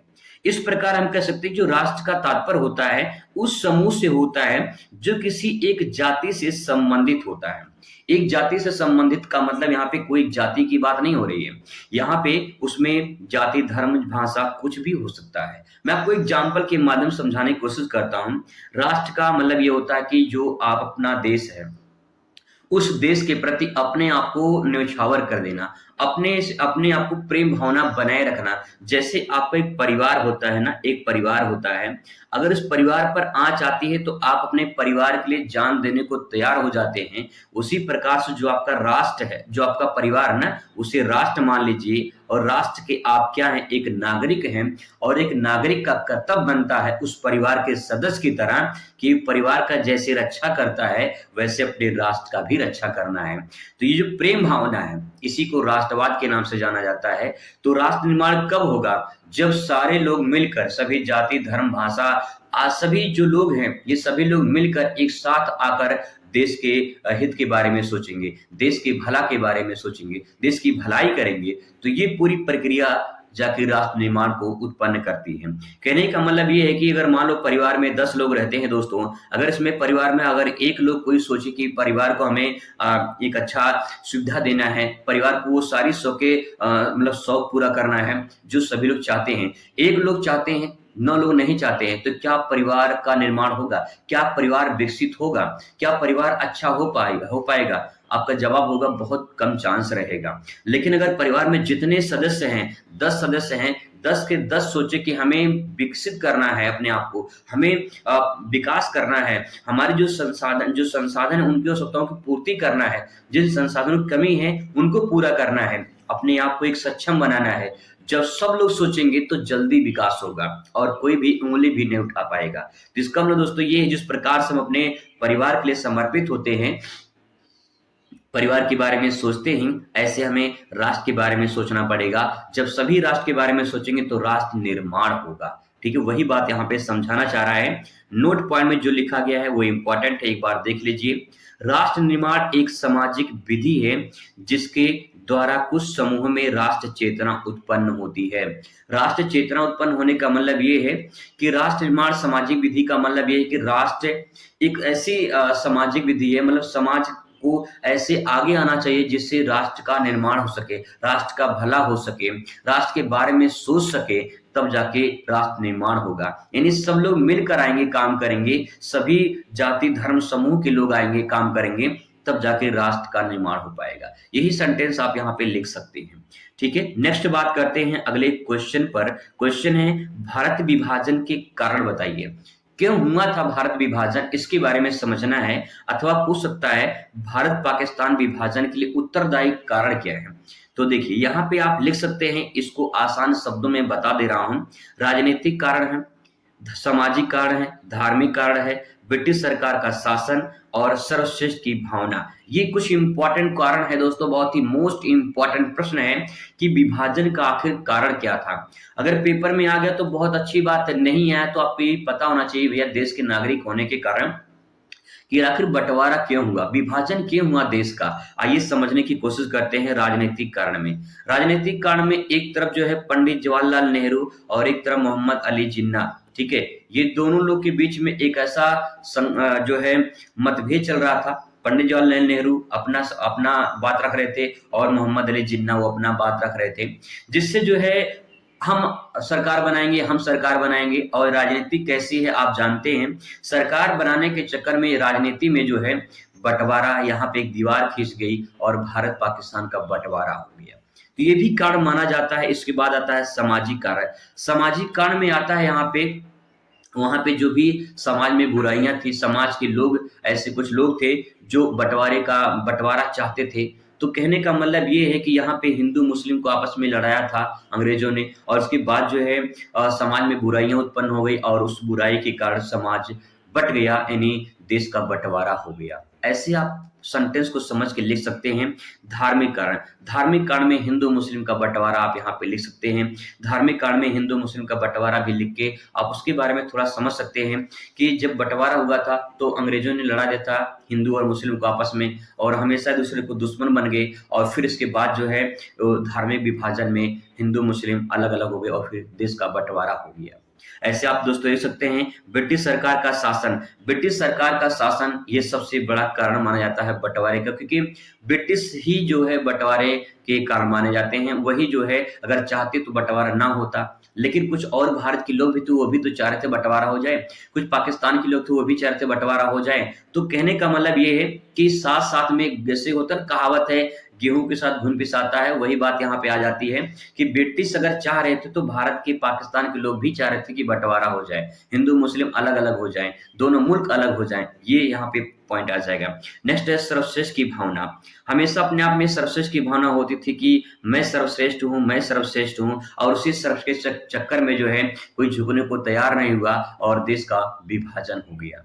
तो दोस्तों इसके बारे में आप आराम से समझ के ले सकते हैं, पूरा नंबर आपको यहाँ पे मिलेगा। ठीक है, नेक्स्ट बात करते हैं।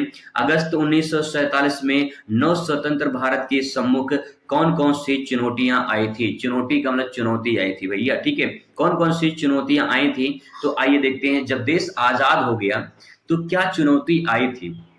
एक मैं आपको बात बता दूं, जैसे जब कोरोना आया था ना, कोरोना बीमारी आपने देखा होगा, तो कोरोना बीमारी में जब आई थी तो उसमें उस टाइम पे क्या क्या चुनौती आई थी भाई। लॉकडाउन लग गया था, बहुत सारी समस्याएं हो थी, मतलब कि बहुत लोगों की आर्थिक जीवन बर्बाद हो गया था। तो कहने का मतलब ये है कि कौन कौन सी समस्या आई थी। देश आजाद हो गया, अब कौन सी समस्या आई थी? तो यहाँ पे देखिए, सबसे पहला लोकतंत्र स्थापित करने की चुनौती। जब देश गुलाम था अंग्रेजों का तो लोकतंत्र नहीं था। जब देश आजाद हो जाता है तो लोकतंत्र स्थापित होता है। लोकतंत्र का मतलब जिसमें जनता अब सरकार बनाएगी उसे लोकतंत्र कहा जाएगा। तो लोकतंत्र स्थापित करने की सबसे बड़ी चुनौती थी, क्योंकि एक बहुत बड़े विशाल देश में, भारत एक जैसे विशाल देश में, यहाँ पे सभी धर्म के लोग, सभी जाति के लोग रहते थे, और सभी धर्म जातियों को मिलाकर एक साथ लोकतंत्र स्थापित करना बहुत बड़ी चुनौती थी। एक परिवार को संभालना मुश्किल होता है, तो देश को संभालने के लिए सबसे बड़ी चुनौती सामने आ गई। नेक्स्ट बात करते हैं आर्थिक विकास की चुनौती।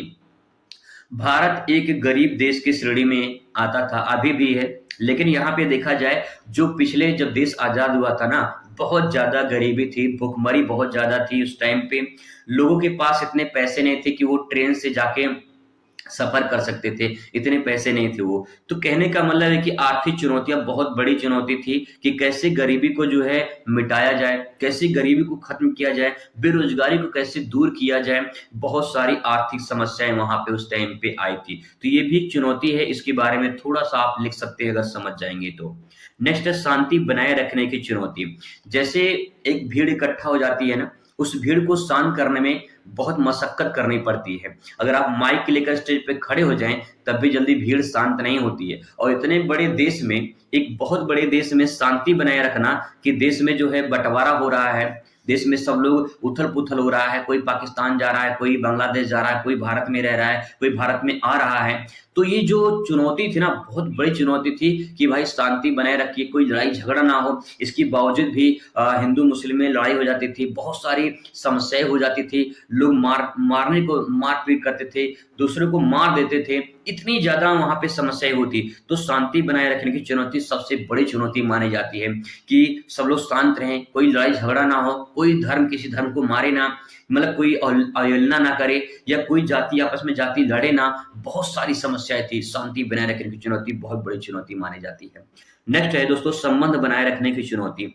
भारत पाकिस्तान का बंटवारा हो गया, वो संबंध जो है वो बना रहना चाहिए, लेकिन संबंध बना नहीं, और इसके बाद में उसमें बहुत सारी समस्याएं उत्पन्न हो गई, और आगे चलकर एक तरह से विवाद का ऐसा कारण बना, ऐसी दीवार खड़ी हो गई कि आज तक भी कहीं न कहीं बहुत नोक-झोंक होती रहती है भारत पाकिस्तान में। ठीक है, आप यहाँ पे देख पाएंगे दोस्तों, भारत पाकिस्तान का विभाजन 14 अगस्त 1947 को पाकिस्तान के रूप में एक जन्म होता है, और 15 अगस्त 1947 को, यानी 14-15, क्योंकि 14 अगस्त को जो है पाकिस्तान अपना जो है अपना स्वतंत्रता दिवस मनाता है, लेकिन भारत के लिए शुभ नहीं था वो दिन, तो 15 अगस्त को मध्य रात्रि को जो है भारत अपना अपना आजादी का जश्न मनाता है। और यहाँ पे देखिए जो पूर्वी पाकिस्तान है, ये जो है पूर्वी पाकिस्तान जो है 1971 में एक नया मुल्क बनता है, एक नया देश बनता है, इसका नाम है बांग्लादेश। ठीक है, तो ये क्वेश्चन थे। आगे बात करते हैं। एक क्वेश्चन आपसे पूछा जा सकता है, बहुत ही मोस्ट इंपॉर्टेंट बनी है क्वेश्चन।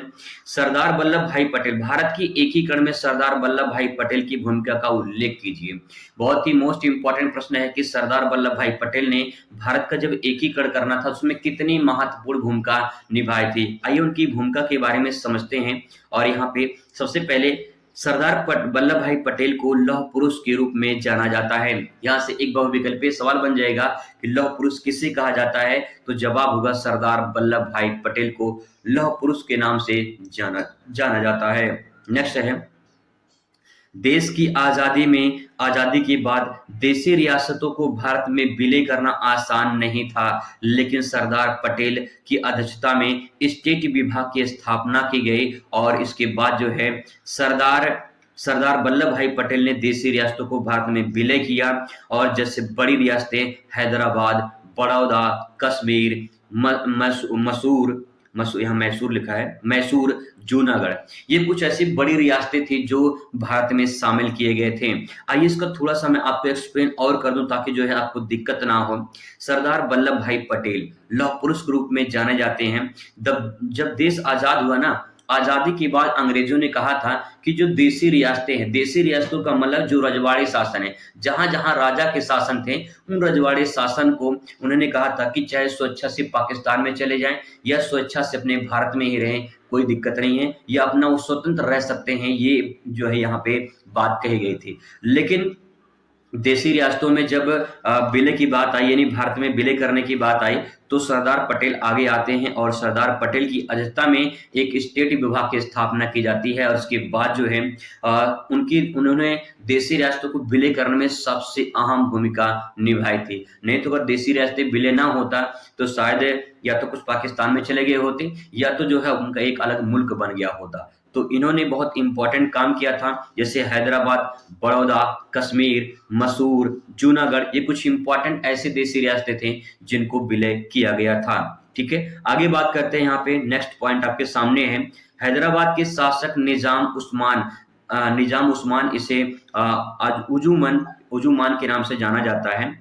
हैदराबाद की एक बड़ी रियासत थी, ये हैदराबाद की एक बड़ी रियासत थी, और इसको भी शामिल किया गया था। मणिपुर के राजा बोधचंद्र सिंह भारत सरकार के साथ विलय करने के संबंध में एक अपना हस्तक्षेप करते हैं, मतलब कि विलय करने की बात करते हैं, और वहां पे विलय होता है। ठीक है, इस प्रकार से देशी रियासतों को भारत में विलय हुआ। यहाँ पे अगला पॉइंट लिखेंगे, द्विराष्ट्र सिद्धांत। द्विराष्ट्र सिद्धांत क्या है, थोड़ा सा इसको समझते हैं और फिर आगे बात करते हैं। यहाँ पे भारत का विभाजन दो खेमों में हुआ था, पाकिस्तान, दूसरा भारत, और इसी द्वीप को द्विराष्ट्र सिद्धांत के नाम से जाना जाता है। इसको द्वीप नहीं बल्कि इसको कहेंगे द्विराष्ट्र सिद्धांत।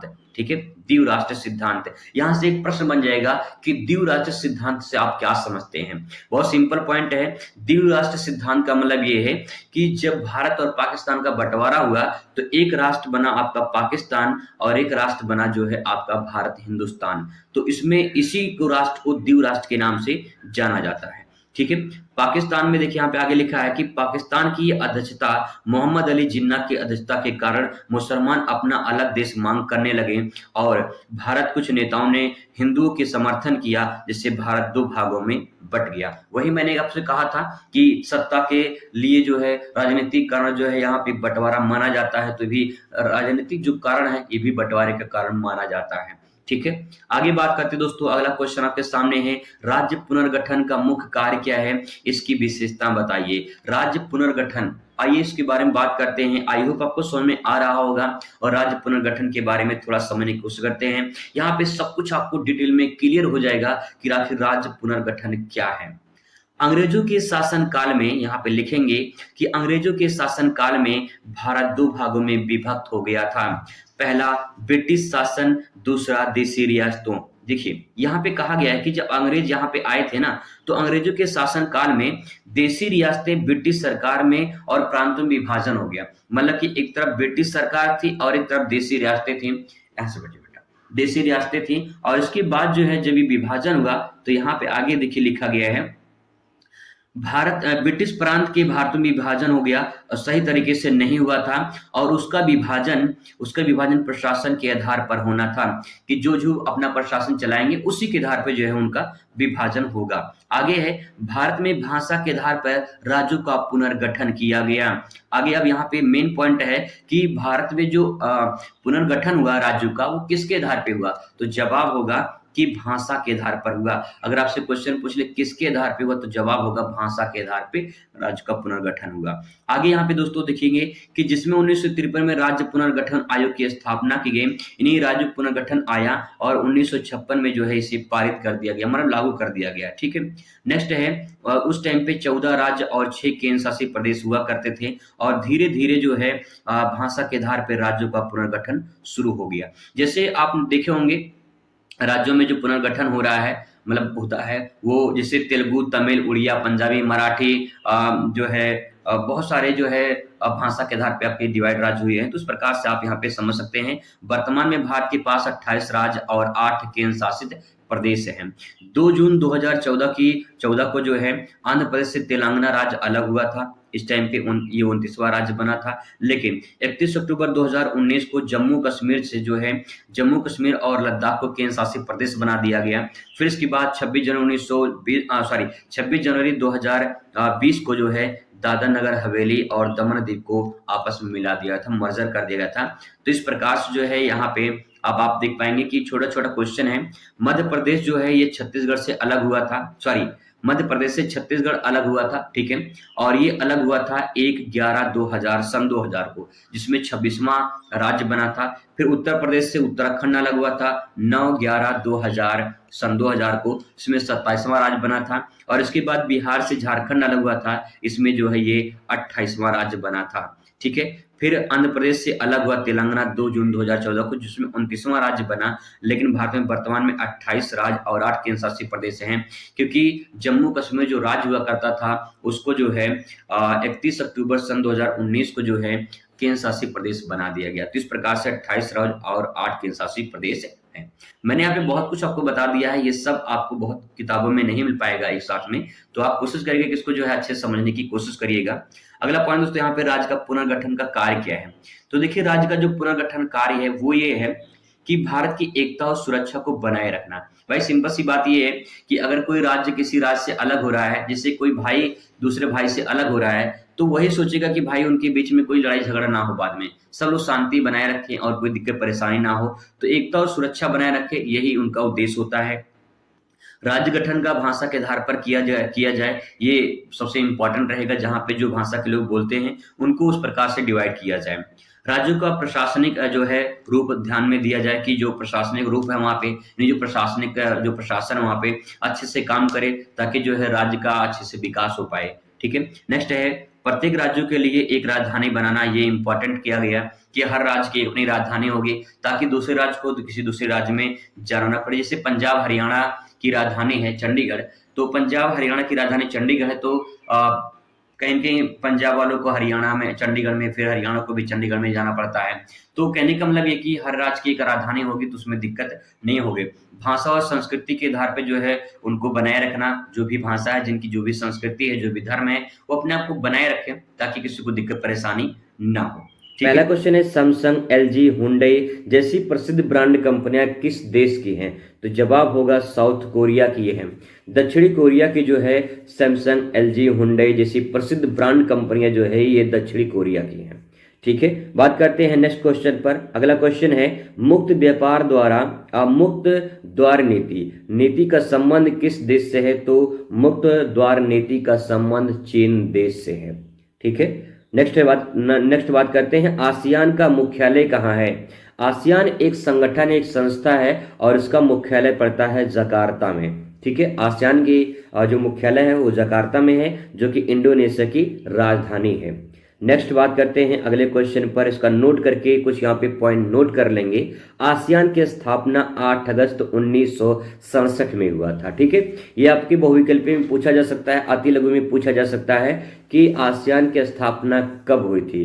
तो ध्यान रखिएगा 8/8/1967 में, ठीक है। 6-7 लास्ट में 6-7 ध्यान रखेंगे, 1967 6-7 में। तो 8 अगस्त 8/8/1967 को जो है आसियान की स्थापना की गई थी और उसका मुख्यालय जकार्ता हो जाएगा। वहीं बात का एक पॉइंट और, तो यूरोपीय संघ, ये संघ है, ठीक है, यहाँ पे ये संघ है। यूरोपीय संघ की स्थापना 1992 में की गई थी, ये भी ध्यान रखेंगे, ठीक है। बात करते हैं उत्तरी कोरिया और दक्षिणी कोरिया का विभाजन रेखा क्या है। तो 38 डिग्री समांतर रेखा जो है ये उत्तरी कोरिया और दक्षिणी कोरिया का विभाजन है। नेक्स्ट, नाटो की स्थापना कब की गई थी। तो नाटो भी एक आसियान की तरह संगठन है और इसकी स्थापना 1949 में की गई थी। थोड़ा सा दिमाग लगाएंगे और समझने की कोशिश करेंगे, महसूस करें कि 1 आइन, ठीक है, 1 आइन यानी 19 और 49, ठीक है, 1 आइन और 49। तो ईटा लेके 49 आप इस तरह से याद कर लीजिए, याद हो जाएगा, ठीक है, कि 1 आइन और ईटा लेके 49, तो यहाँ पे हो जाएगा 1949, 1949 नाटो की स्थापना हुई थी। नेक्स्ट है, इसकी जो राजधानी है वो ब्रुसेल्स में है। नाटो का जो मुख्यालय है वो मुख्यालय जो है ब्रुसेल्स में है, जो कि बेल्जियम की राजधानी है। जो ब्रुसेल्स है ये बेल्जियम की राजधानी है, ठीक है। बेल्जियम यूरोप महाद्वीप में पड़ता है और ये बेल्जियम की राजधानी है, जो कि इसका मुख्यालय है, ठीक है। नेक्स्ट बात करते हैं, नाटो के स्थापना के समय संस्थापक देशों में कुल कितनी संख्या थी। तो 12 थी। यानी जब नाटो की स्थापना की गई थी तो उस टाइम पे कितनी देशों की संख्या थी। जवाब होगा 1 दर्जन। 1 दर्जन ध्यान रखेंगे, 12, ठीक है। नेक्स्ट है, अगला क्वेश्चन है, Sony, Panasonic, Suzuki, Honda, Toyota, Canon आदि किस देश की प्रसिद्ध कंपनियां हैं। जवाब होगा जापानी देश की, ठीक है। नहीं, जापान की Sony, Panasonic, Suzuki, Honda, Toyota, Canon आदि जो ब्रांड कंपनियां, ये भैया आपका जापान की कंपनी है। देखिए पेपर में आया तो बहुत अच्छी बात है, नहीं आया तो कम से कम जानकारी होना चाहिए कि कौन सी कंपनी किस देश की है, पूछा जा सकता है, ठीक है। नेक्स्ट आइए क्वेश्चन में बात करते हैं यहाँ पे, बाल्टिक 2 गणराज्यों के नाम बताइए। बाल्टिक देशों में 2 गणराज्यों का नाम पूछा है। तो देखिए बाल्टिक एक सागर है यूरोप महाद्वीप में, और यहाँ पे 2 देशों का नाम पूछा है। तो लाटविया हो जाएगा, ये लोटविया लिखा गया है, ये लाटविया है। लिथुआनिया, एस्टोनिया, ठीक है। लाटविया, लिथुआनिया, एस्टोनिया, ये 3 देश हैं, और भी देश हैं, इसमें 2 पूछा गया है, तीनों में से 2 आप लिख सकते हैं। लाटविया, लिथुआनिया और एस्टोनिया, ये 3 देश हैं जिसको आप जो है आसानी से याद कर सकते हैं। लाटविया है, लिथुआनिया, लाटविया, लिथुआनिया और एस्टोनिया है। नेक्स्ट आइए बात करते हैं आसियान के बारे में डिटेल में, क्योंकि आसियान के बारे में पूछा जा सकता है। आसियान क्या है, आसियान का उद्देश्य बताइए, आसियान की क्या भूमिका है, आसियान का महत्व बताइए, आसियान की विशेषताएं बताइए। कोई भी क्वेश्चन अगर पूछेगा तो आप इस आंसर को प्रेजेंट कर सकते हैं। सबसे पहले इसका पूरा नाम देखते हैं आसियान का। तो देखिए यहाँ पे जो ए से है इसका मतलब एशिया हो जाएगा, यस से हो जाएगा साउथ, और ई से हो जाएगा ईस्ट, और यहाँ पे दूसरे ए से एसोसिएशन हो जाएगा, और एन से हो जाएगा नेशन, ठीक है। Asia, south east association of nation, यानी इसको हिंदी बोलते हैं दक्षिणी पूर्वी एशियाई राष्ट्रों का संगठन। दक्षिणी पूर्वी एशियाई राष्ट्रों का संगठन है। दक्षिणी पूर्वी एशियाई का मतलब है, आपके सामने यहाँ पे कुल देश दिए गए हैं, ठीक है। इसको मैपिंग के माध्यम से समझ सकते हैं। यहाँ पे दोस्तों सबसे पहले बात करते हैं, देखिए ये जो है ये भारत का उत्तरी पूर्वी राज्य है। जैसे देख पा रहे होंगे कि यहाँ पे थोड़ा सा नक्शा मैंने बनाया है, तो भारत का ये उत्तरी पूर्वी राज्य है। इसके बाद म्यांमार का नंबर आता है, ठीक है। देखिए म्यांमार के बाद इसके बाद थाईलैंड का नंबर आता है, फिर कंबोडिया है, यहाँ पे लाओस है, ये वियतनाम है, और इसके बाद जो है नीचे आएंगे तो आपको यहाँ पे दिखाई देगा यहाँ पे सिंगापुर, ठीक है। सिंगापुर के बाद जो है यहाँ पे ये आपका मलेशिया हो जाएगा, और नेक्स्ट है ये इंडोनेशिया हो जाएगा, ये ब्रुनेई हो जाएगा, और यहाँ पे फिलीपींस है। कुल मिला के यहाँ पे 10 देश जो है आपको देखने को मिलेंगे। 10 देश हैं आसियान में। तो यहाँ पे आपसे पूछ सकता है, याद रखिएगा अगर आप मैपिंग कर दिए तो समझ जाइए कि आपको जो नंबर अगर 6 में पूछेगा तो 6 नंबर मिलेगा, 8 नंबर में पूछा तो 8 में पूरा 8 नंबर मिल सकता है अगर आप मैपिंग कर देंगे। और मैपिंग तब आएगा आपको जब आप थोड़ा सा प्रैक्टिस कर पाएंगे। दक्षिण पूर्वी एशियाई पूरा देशों का संगठन जो है 10 देश, इसमें मैपिंग करके उनके बारे में लिख दीजिए, कितने देश हैं ये लिख दीजिए। इसके बाद टॉपिक हम लोग का आ जाएगा कि आसियान का प्रमुख उद्देश्य क्या है। उद्देश्य में हम लोग ये स्थापित करेंगे कि कोई गुट कोई संस्था बनती है तो उसका उद्देश्य क्या होता है। मैं आपको एग्जाम्पल के माध्यम समझाने की कोशिश करूं। जैसे मान लीजिए आपके दोस्त हैं, ठीक है, 10 दोस्तों का ग्रुप है, तो आप अगर कोई समस्या परेशानी होती है तो एक दोस्त का दूसरा दोस्त मदद करता है कि नहीं करता है। देखो भाई, कुछ जो क्लोज दोस्त होते हैं वो मदद करते हैं, मैं सबकी गारंटी तो नहीं ले सकता, लेकिन कुछ क्लोज दोस्त ऐसे होते हैं जो आपकी मदद करते हैं, चाहे सुख हो चाहे दुख हो, आपके साथ खड़े होते हैं। तो वो जो गुट में जो लोग होते हैं वो आपके सुख दुख में साथ देते हैं। तो उनका उद्देश्य यही है कि भाई मेरा दोस्त है, इसकी मदद करनी है। ऐसे ही कोई भी संस्था या कोई भी संगठन बनाई जाती है तो उसका उद्देश्य ये होता है कि वो संगठन बना क्यों, उसका मकसद क्या है। गुट बनाने का मकसद ये है कि उसका कुछ ना कुछ मदद किया जाए, एक दूसरे को हेल्प किया जाए, ताकि वो आर्थिक प्रगति पर अपना विकास कर सके, अपना सामाजिक विकास कर सके, अपनी राजनीतिक विकास कर सके, अपने संसाधनों को उपयोग कर सके। तो ये सब उद्देश्य होते हैं, वही चीज आपको यहाँ पे लिखना है, ठीक है। तो देखिए सबसे पहला पॉइंट यहाँ पे लिखेंगे कि शांति और सुरक्षा स्थापित करना। देखिए सिंपल सी बात ये है, आप ये सोचते हैं कि आपके दोस्तों में हमेशा लड़ाई होती रहे। बहुत जो क्लोज दोस्त होंगे भैया ऐसा नहीं सोचते हैं कि जो है हमेशा लड़ाई होती रहे, ऐसा कभी नहीं सोचते हैं। तो जो गुट या संस्था बनती है, आप समझिए कि वो शांति चाहते हैं, यानी एक देश दूसरे देश से जब कोई समझौता करता है तो इस बात पे समझौता करता है कि भाई हम तुम्हारे बीच में समझौता हो रहा है, कभी कोई लड़ाई झगड़ा नहीं होगा, कभी कोई जो है व्यापार संबंधी कोई रुकावट नहीं उत्पन्न होगी। तो ये जो प्रॉब्लम है, ये इसका समस्या का जो है जो समस्या का समाधान करना, इसलिए गुट बनाया जाता है। तो वही बात यहाँ पे कहा गया है कि शांति और सुरक्षा बनाए रखा। ये दक्षिण पूर्वी एशिया में, जैसे मान लो कि यहाँ पे देख लेते हैं कि जैसे मान लीजिए देश हैं, तो अगर थाईलैंड चाहेगा तो कंबोडिया पे जो है हमला कर सकता है, सिंगापुर पे हमला कर सकता है, मलेशिया पे हमला कर सकता है, ठीक है। एक दूसरे देश से दूसरे लड़ सकते हैं, लेकिन इन्होंने गुट इसलिए बनाया है कि हम लोग एक दूसरे को आर्थिक मदद कर सके, कोई भी प्रॉब्लम हो हम एक दूसरे के साथ खड़े रहें, ऐसा यहाँ पे इसका उद्देश्य है। तो पहला उद्देश्य शांति और सुरक्षा स्थापित करना। समझ के लिख सकते हैं, कोई रट्टा मार नहीं है, सिर्फ समझने की कोशिश करेगा। समझ जाएंगे तो लिख ले जाएंगे, समझ नहीं पाएंगे तो कुछ नहीं लिख पाएंगे। थोड़ा सा कॉन्सेंट्रेट करेंगे दोस्तों, समझ में आ भी जाएगा आपको। नेक्स्ट है आर्थिक सामाजिक विकास का बढ़ावा देना। बहुत सिंपल सी बात यह है, जब कोई देश एक दूसरे देश से साथ अपना गुट बनाता है या फिर कोई संगठन में शामिल होता है तो उसका उद्देश्य यही होता है कि हम आर्थिक से ज़्यादा आर्थिक सहायता, सामाजिक सहायता पहुंचाएं, जिससे वहाँ पे आर्थिक विकास हो, सामाजिक विकास हो, ताकि जो अर्धविकसित देश हैं, जो विकासशील देश हैं, वो भी उस श्रेणी में आ जाए जिस श्रेणी में विकसित देश हैं। तो इसीलिए इनका उद्देश्य हो जाएगा आर्थिक और सामाजिक विकास को बढ़ावा देना। नेक्स्ट है दक्षिण पूर्वी एशिया में अध्ययन का बढ़ावा देना, यानी कोई बच्चा विदेश में पढ़ना चाहता है, मतलब इन देशों में अगर पढ़ना चाहता है, इन देशों में जैसे मान लीजिए म्यांमार कोई थाईलैंड में पढ़ना चाहता है, कोई थाईलैंड का सिंगापुर में पढ़ना चाहता है, तो कोई भी देश का नागरिक जाके किसी भी देश में आसानी से शिक्षा ग्रहण कर सके, इसके लिए ये जो है संगठन बनाया गया। तो आप इसको अच्छे से प्रेजेंट कर पाएंगे। जैसे भारत के बहुत सारे ऐसे लोग हैं जो विदेश में पढ़ने जाते हैं, तो इसलिए जाते हैं क्योंकि जो है उनको उस देश में शिक्षा अच्छी मिल सकती है। दूसरी बात है, यहाँ से भारत से थोड़ा सा सस्ती भी मिल सकती हो सकता है, महंगी भी हो सकती है, सस्ती भी हो सकती है, दोनों हो सकता है।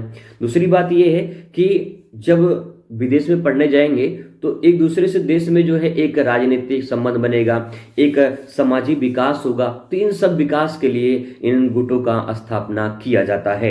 नेक्स्ट है प्रशिक्षण या जो है शोध आदि में बढ़ावा देना। कोई भी किसी को ट्रेनिंग देनी है, प्रशिक्षण देना है, तो उसके लिए जो है इन गुटों में शामिल होना इन देशों का उद्देश्य होता है।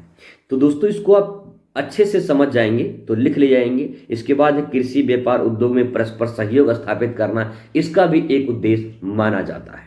ठीक है, अब आते हैं, बात करते हैं कि आसियान के कार्य या आसियान की क्या भूमिका है।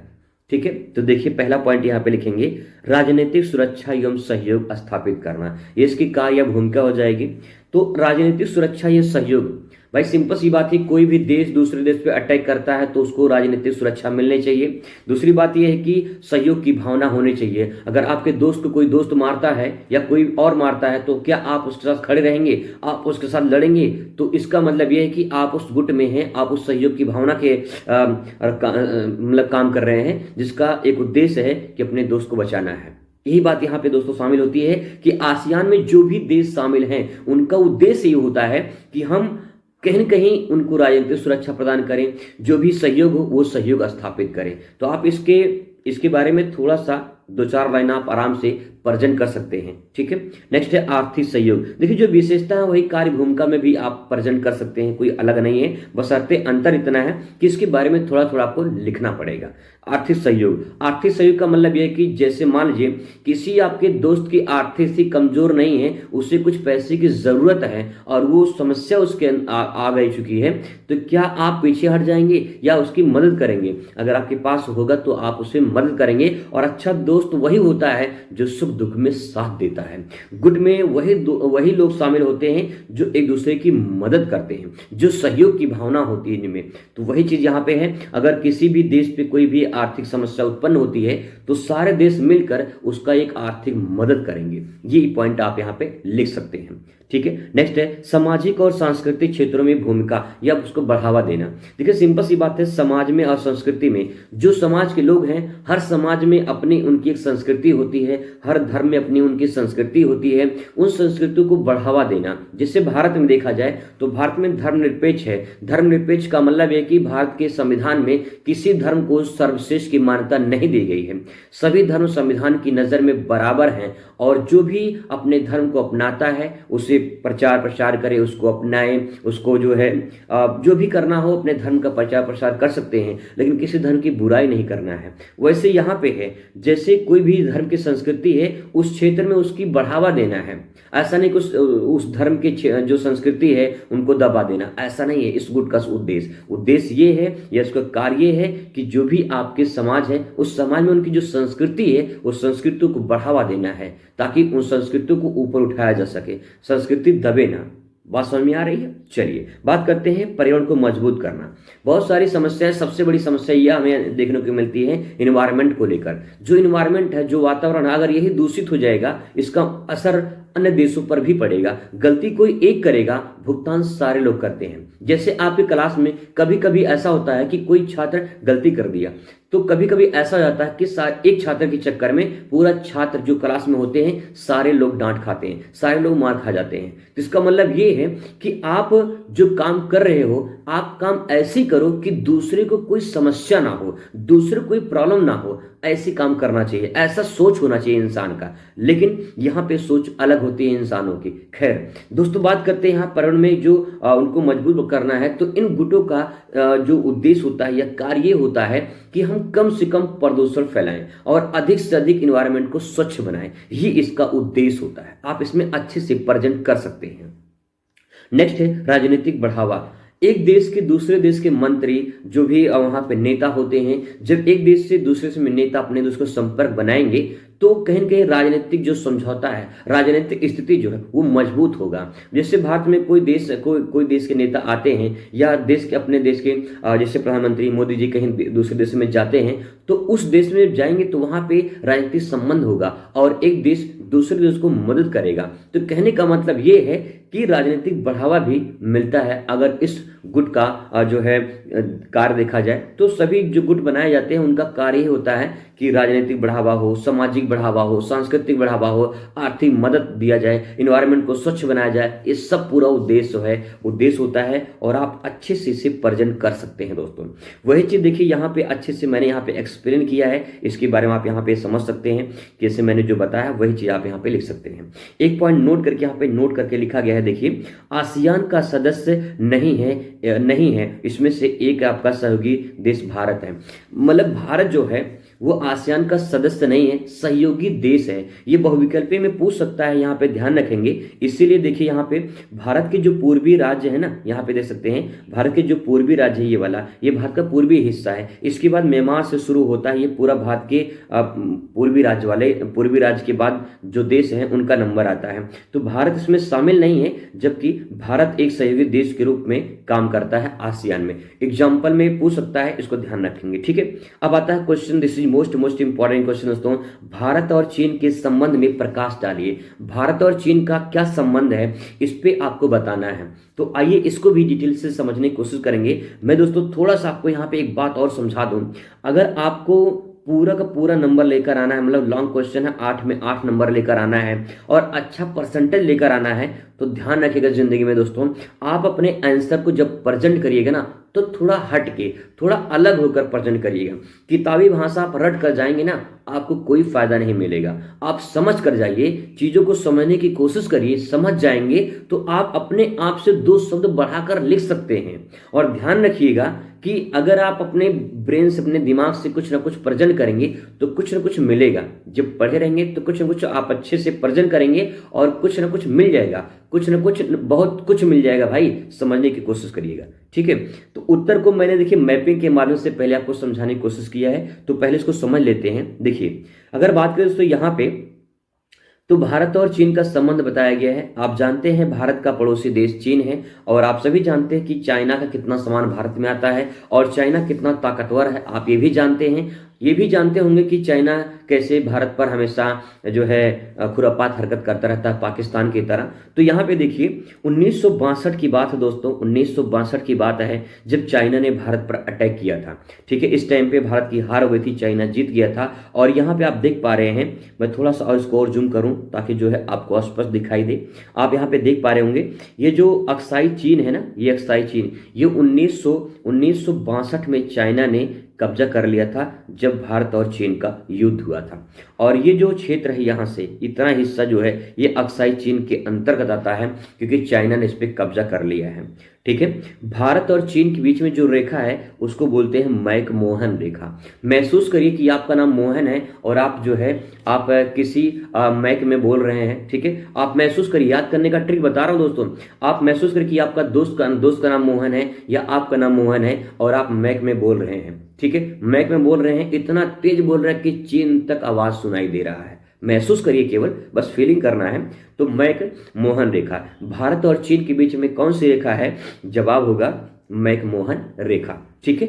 ये तो दूसरा पॉइंट हो गया आपका, ये दूसरा पॉइंट हो गया। पहला पॉइंट हो गया भारत और चीन का युद्ध कब हुआ था? 1962 में हुआ था। तीसरा पॉइंट दोस्तों यहाँ पे देखिए, एक 2020 में 2020 में जो है एक जो है यहाँ पे गलवान घाटी है, यहाँ पे भी हिंसक झड़प हुआ था 2020 में, 2020 में। तो ये भी ध्यान रखेंगे। और यहाँ पे देखिए जब अक्साई चीन है ना, तो इसके बीच में यहाँ पे एक रेखा है जिसको LAC लाइन बोलते हैं। और जो LAC लाइन है, ये LAC लाइन, इसको बोलते हैं लाइन ऑफ एक्चुअल कंट्रोल, यानी वास्तविक रेखा नियंत्रण।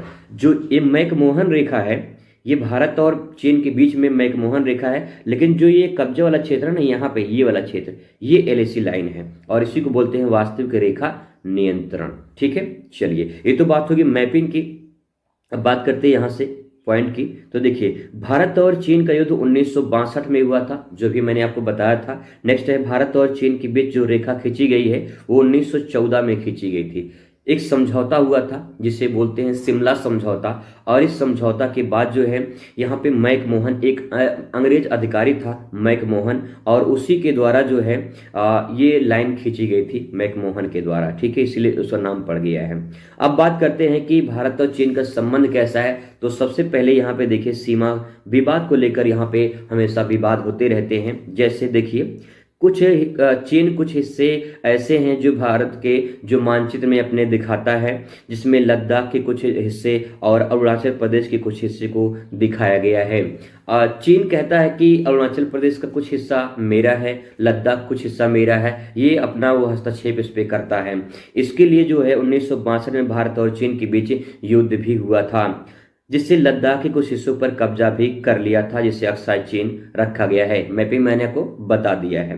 नेक्स्ट दोस्तों आप लिखेंगे इसमें, चीन और भारत के बीच कितनी सीमाएं रेखा साझा करती है? तो यहाँ पे दे सकते हैं 3488 किलोमीटर, 3488 किलोमीटर की सीमा साझा होती है। और अगर राज्य की बात करें तो देखिए, लद्दाख है, हिमाचल प्रदेश है, उत्तराखंड है, सिक्किम है, अरुणाचल प्रदेश है। तो ये राज्य जो है सीमा साझा करते हैं चीन से।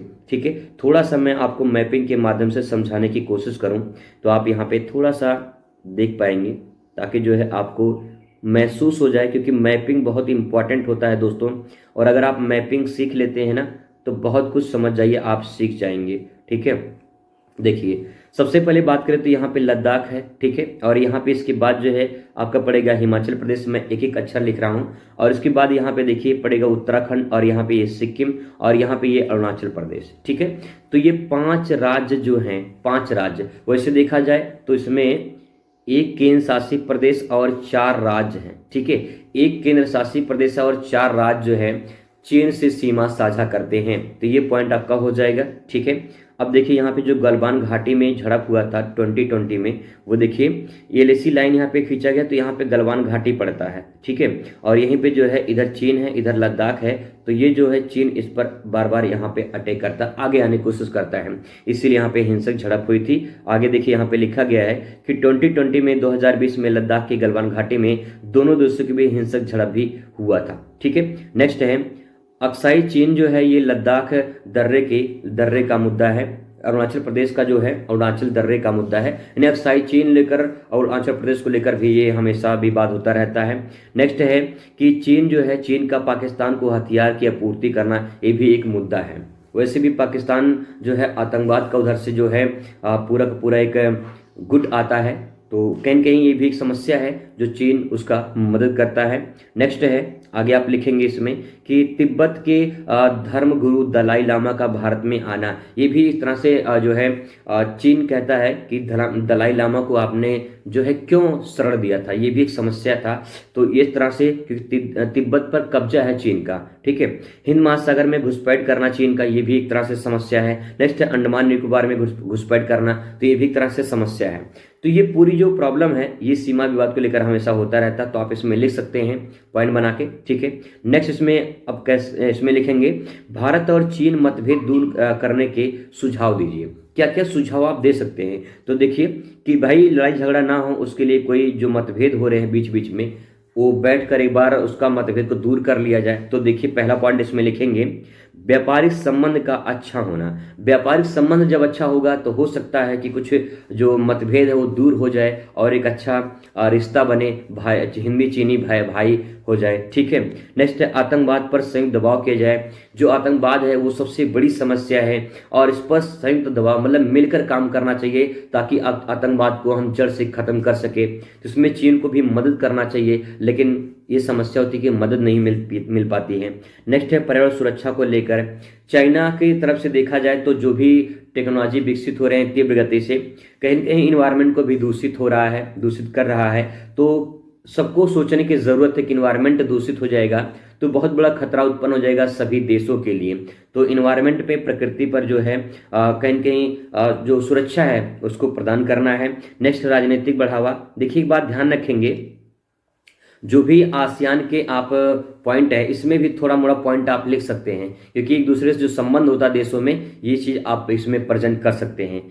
मैत्रीपूर्ण मित्रता का व्यवहार का संबंध होना चाहिए। एक देश के नेता दूसरे देश के नेता जब मित्रता का व्यवहार करेंगे तो हो सकता है कि एक मैत्रीपूर्ण संबंध बन सके। तो ये जो सुझाव है यहाँ पे दिए गए हैं, इस प्रकार से यहाँ पे आप लिख सकते हैं। नेक्स्ट दोस्तों आपके सामने क्वेश्चन है, यूरोपीय संघ पर संक्षिप्त टिप्पणी लिखिए।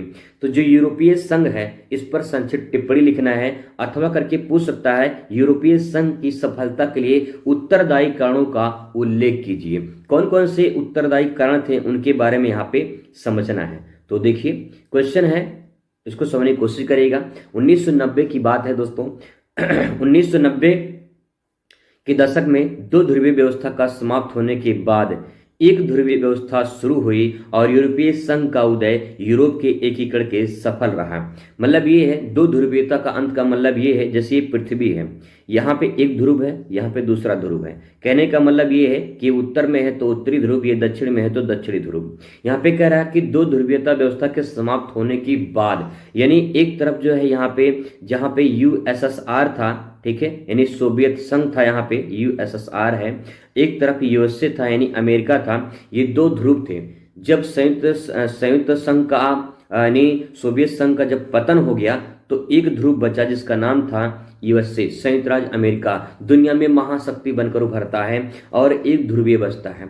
तब इसके बाद जो है ये देश अन्य देशों पर हावी ना हो जाए, इसीलिए यूरोपीय संघ एक अपना यूनियन बनाता है और इस यूनियन में जो है यूरोप में एकीकरण की भावना से उदय होता है और पूरा का पूरा ये सफल होता है। उसी के बारे में यहाँ पे बताना है। आगे देखिए, यहाँ पे बताया गया है 1948 में 1948 में यूरोपीय आर्थिक सहयोग संगठन की स्थापना की गई थी। तो यहाँ से बहुविकल्पीय क्वेश्चन बन जाएगा दोस्तों कि यूरोपीय आर्थिक सहयोग संगठन की स्थापना कब की गई थी, तो 1948 में 1948 में स्थापना की गई थी। इस योजना के माध्यम से अमेरिका ने पश्चिमी यूरोप के देशों में व्यापार और आर्थिक मामलों में मुद्दों पर देना शुरू कर दिया था, यानी मदद करना शुरू कर दिया था। तो यहाँ पे ध्यान रखेंगे, जो यूरोपीय आर्थिक सहयोग संगठन की स्थापना की 1948 में, ये इसके बाद जो है संयुक्त जो अमेरिका था, ये पश्चिमी यूरोप के जो देश हैं उनको आर्थिक मदद देना शुरू कर दिया गया था। ठीक है, नेक्स्ट बात करें यहाँ पे अगले क्वेश्चन पर। तो अगला क्वेश्चन है यूरोपीय संघ की सफलता के लिए उत्तरदायी कारण क्या है। क्वेश्चन क्या है, कारण ही बताना है हमें है। तो आइए कारण की बात करते हैं। तो यहाँ पे पहला पॉइंट आपके सामने है, यूरोपीय देश को ये बताया गया कि क्षेत्रीय शांति और सहयोग की समृद्धि तथा विकास दे सकता है। ये देखिए यहाँ पे पॉइंट कह रहा है कि यूरोपीय जो देश हैं उनका जो है उनको बताया गया कि क्षेत्रीय शांति और सहयोग की समृद्धि की विकास दे सकता है। यानी यूरोपीय जो संघ है उसका बनने का कारण क्या है, जैसे कि जब चुनाव होता है ना, तो चुनाव में नेता आते हैं और नेता लंबा चौड़ा भाषण देते हैं, एक वादा करते हैं कि आपके हम गांव में बिजली कर लगवा देंगे, बहुत अच्छी खासी बिजली आएगी, 24 घंटे बिजली आएगी, बहुत स्वच्छ पानी मिलेगा, बहुत लंबी चौड़ी जो है सड़कें होंगी, बहुत बड़ी बड़ी वादे करते हैं। लेकिन वादा करने के बाद जब जीत जाते हैं तो क्या फिर पुनः वो दिखाई देते हैं? जवाब बहुत कम मिलता है कि वो पुनः दोबारा दिखाई देते हैं उस क्षेत्र में। दोस्तों यहाँ पे ध्यान रखने वाली बात ये है कि वही है, यूरोपीय जो संघ का स्थापना हुआ उसमें वादा किया गया कि जितने भी देश होंगे उन सब का हम आर्थिक मदद करेंगे, क्षेत्रीय शांति सहयोग विकास में योगदान देंगे। लेकिन ऐसा जो है कम देखने को मिलता है, लेकिन यहाँ पे किया गया, सहयोग किया गया और इसी सहयोग की भावना से जो है यूरोपीय संघ सफल हुआ। ठीक है, नेक्स्ट है, यूरोपीय संघ को अनेक चीजें जो हैं एक प्रभावशाली क्षेत्रीय संगठन बनाती है। मतलब कहने का मतलब है कि जो यूरोपीय संघ है बहुत सारी चीजें जैसे कि वादा करते हैं ना, हम ये करवा देंगे वो करवा देंगे, ऐसे यहाँ पे, लेकिन यूरोपीय संघ मदद भी करता है। तो यहाँ पे एक प्रभावशाली संगठन जो यहाँ पे बनकर खड़ा होता है। नेक्स्ट इसमें तीसरा पॉइंट आप लिख पाएंगे। इसमें तीसरा पॉइंट है, एक ध्रुवीय व्यवस्था में यदि अमेरिका का वर्चस्व रहा तो उसके द्वारा देखना चाहते हैं कि वे उन्हें यूरोपीय संघ में अपने हेतु कुर्बानी देकर यूरोप को अच्छा करना चाहिए। कहने का मतलब यह है कि अगर अमेरिका एक जो है महाशक्ति बनकर रहेगा तो वो अन्य देशों को मदद करेगा। कैसे करेगा? इसके लिए हमें उस यूनियन में शामिल होना पड़ेगा। तो यहाँ पे जो यूरोपीय संघ है वो यूरोप के देश शामिल होंगे ताकि जो है कोई अन्य देश उस पर अटैक ना कर सके और आर्थिक जो है जो समझौता है या आर्थिक मदद जो है वो मिलता रहे। ठीक है, नोट पॉइंट में जो लिखा गया है ये इंपॉर्टेंट है, नोट में थोड़ा देख लीजिए। यूरोपीय संगठन एक अंतर्राष्ट्रीय संगठन है। यूरोपीय जो संगठन है वो एक अंतर्राष्ट्रीय संगठन है जिसमें यूरोपीय समुदायों को आर्थिक, राजनीतिक, सामाजिक और भौगोलिक रूप से जो है बांधना, उनको ये उद्देश्य बनाया गया है। कहने का मतलब ये है कि यूरोपीय संगठन में कोई भी देश शामिल होगा यूरोप का तो उसमें आर्थिक मदद किया जाएगा, राजनीतिक सहायता मिलेगी, सामाजिक मदद मिलेगा, भौगोलिक रूप से जो है सुरक्षा प्रदान की जाएगी। ये सबको एक गुट में बांधने के लिए यूरोपीय संगठन की स्थापना की गई। इसके बाद दोस्तों तैयार होता है, इसे अधिराष्ट्रीय संगठन भी कहा जाता है। जिसका अर्थ है एक ऐसा संगठन जिसमें बहुत से राष्ट्रीय शक्ति या गुट शामिल होते हैं। तो यहाँ पे जब कई राष्ट्र कई संगठन गुट शामिल हो जाएं तो उसे अधराष्ट्रीय संगठन के नाम से भी जाना जाता है। पॉइंट नोट वाला ध्यान रखेंगे। नेक्स्ट दोस्तों आपके सामने है, छोटे क्वेश्चन है, खुले द्वार की नीति कब अपनाई गई? तो खुले द्वार की नीति चीन के द्वारा 1978 में अपनाई गई थी। ठीक है, नेक्स्ट बात करते हैं यूरोपीय संघ, यूरोपीय आर्थिक संगठन की स्थापना कब की गई? तो यूरोपीय आर्थिक संगठन की स्थापना पूछा है 1957 में की गई थी। और लास्ट क्वेश्चन आपके सामने है, यूरो क्या है? यह कब प्रचलन में आया था? तो यूरो यूरोपीय संघ की मुद्रा है। ठीक है, यूरोपीय संघ की जो है मुद्रा है और 1999 में ये प्रचलन में आई। चलिए मुलाकात करेंगे अगली वीडियो में, तब तक खुश रहिए, मस्त रहिए और जिंदगी में स्वस्थ रहिए। धन्यवाद।